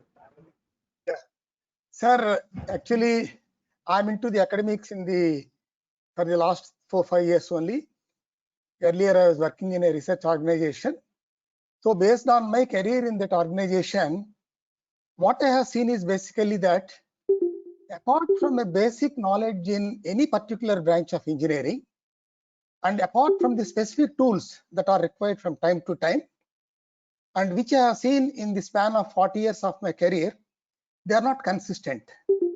There is nothing like what is needed today from an industry will stand as it is after the next couple of years. Perfect. So for a person to grow in the career or to climb the ladder of the career, one has to constantly improve his ability to learn. Absolutely. Ability to learn new things as demanded by the particular industry or organization, be it research organization, be it a production industry or a manufacturing industry, anywhere. It is what is required. I have seen is the people who are very academically sound in my 40 years of career, in the career they could not climb up to that extent. Whereas some people with even basic qualifications, they are able to climb the career very easily. So the difference is the ability to understand and the ability to learn new things as demanded. So what I feel is, what I have been thinking for the last many years is how to inculcate that ability to learn, or how to infuse that ability to learn into the curriculum. Is there any something like a mantra or sutra by which we can inculcate that ability to learn into the minds of students, or what frame or what type of curriculum can do that job. Well, one thing what I have seen, or what I normally in the last 4 years I tell my students, is that please have an inquisitive thinking. Please seek an answer and then study. Please look for something. Don't just read blindly. If you have a doubt, suppose you are studying a subject, get a doubt. Look for the clarification on the doubt. Then you will remember that forever, lifelong. So like that, is there any, with your experience, I request you to see or advise us what type of curriculum will give the student that ability to learn new things. Over, sir. Thank you so much, sir. I think very pertinent and valuable questions. Yeah, so in fact, when I started my talk, I did mention about actively engaging with the content. So active engagement comes because they're really curious, right? Now, what really happens is, and this is an observation that I have, is that as people grow, right, from a child to an adolescent to an adult, and to a complete mature human being, the curiosity starts diminishing. What I call as childlike curiosity, and the word that you used was inquisitive. Now you need to keep that flame alive, right? And especially in today's world, fast-paced changing world, you need to be inquisitive. Most of us take things for granted, right? I'll just give you an example just to prove my point. There was this student who I was interviewing. This was way back, I think about 5-6 years ago, or maybe even more. So she had done a project on an e-commerce payment authentication system, right? So I was very interested, and I was really impressed that a college student, a BTech student, was able to create an authentication system, right? So I said, tell me about your system. How did you go about doing it? And as I was talking to her, I found out that she has not even seen a credit card. Not even seen, forget about, then she didn't know how many digits a credit card has, right? And credit cards world over have the same number of digits. And why should it be the same number? Why can't it be of different digits, right? But it's the same number. Then how does the authentication, how is the credit card secure? How can you make the credit card secure? Of course, now the technology also has changed. You can have a chip and all of that. But the point is, students don't get curious. They just do it mechanically. That's what I say, passive learning, right? The professor tells them to do something, or professor gives them some instructions, and then they just follow the instruction and do it and execute it, and they get good marks, good grades, and they think they are successful. That is not success. Success is once they're actively engaged, once they have found out the nuts and bolts. Once they get to the corporate, they'll never get to do all this, because there is no time.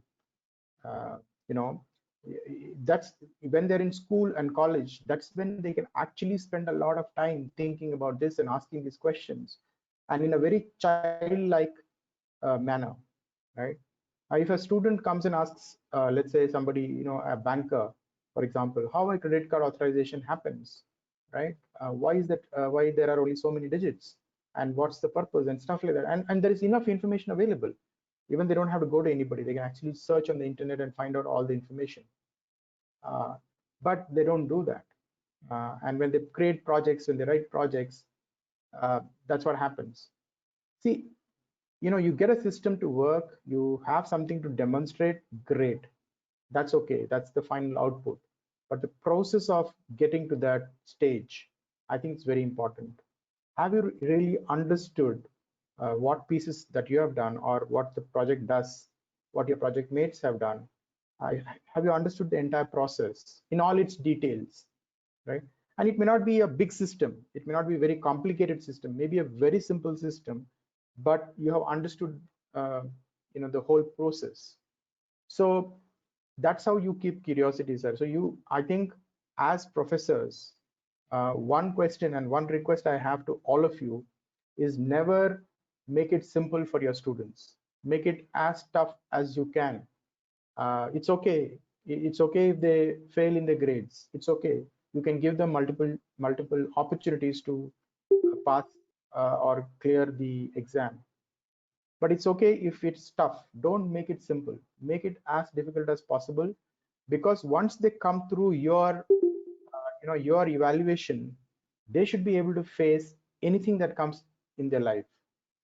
Because later on, there is nobody, I can tell you, I'll assure you, there is nobody like you who's going to teach them. You have been in the industry, sir. Even trainers, the L&D professionals, they are there. They are just colleagues. They will not spend time like a teacher or a professor does, right? They just, it's their job to teach or train, and then they just train and teach and go. But a professor is like a mentor, is like a role model. So the student will never get anybody like their professor once they leave their campus. So make it difficult, make it challenging, question them, challenge them, give them tough problems, make them think, make them reflect. That's the only way their learning agility can improve. Get them to learn something on their own. And I'm sure all of you have this as part of your pedagogy, where you have few chapters that you have as seminars, or they come and teach, because sometimes teaching is the best way to learn. So I'm sure you're doing all that. So learning agility and childlike curiosity, I think, are very important in today's world. I don't know if I answered you. I know it's not a mantra, it's a long-winded answer, but there is no easy or shortcut for this, sir. Thank you, sir. Thank you for the information and clarification. You're welcome, sir.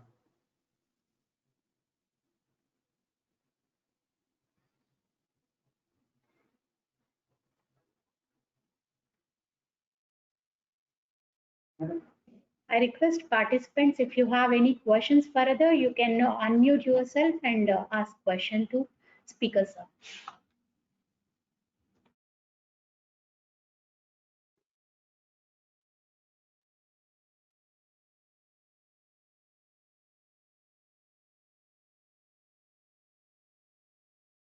Okay, sir, it has been very inspiring session, sir, where we had the opportunity to learn the requirement of skill set to be undergone by student community in line with industry needs. Also, an emphasis has been given how to convert a passive student to an active student in terms of providing skill set. We thank you very much, sir, for providing insight of the IT industry in a practical way. Thank you very much for giving your valuable time to this webinar. We are very much thankful to you, sir. I request, yes, sir. Thank you, sir. I request participants to have a break of 5 minutes, and the next session ID we will be sending you in the invitation group. Please follow the group. We will be sending the invitation soon, and join with that new ID. Thank you so much. Thank you so much. It was a pleasure talking to all of you, and wish you all the best. Thank you. Thank you, sir. Thank you so much, sir.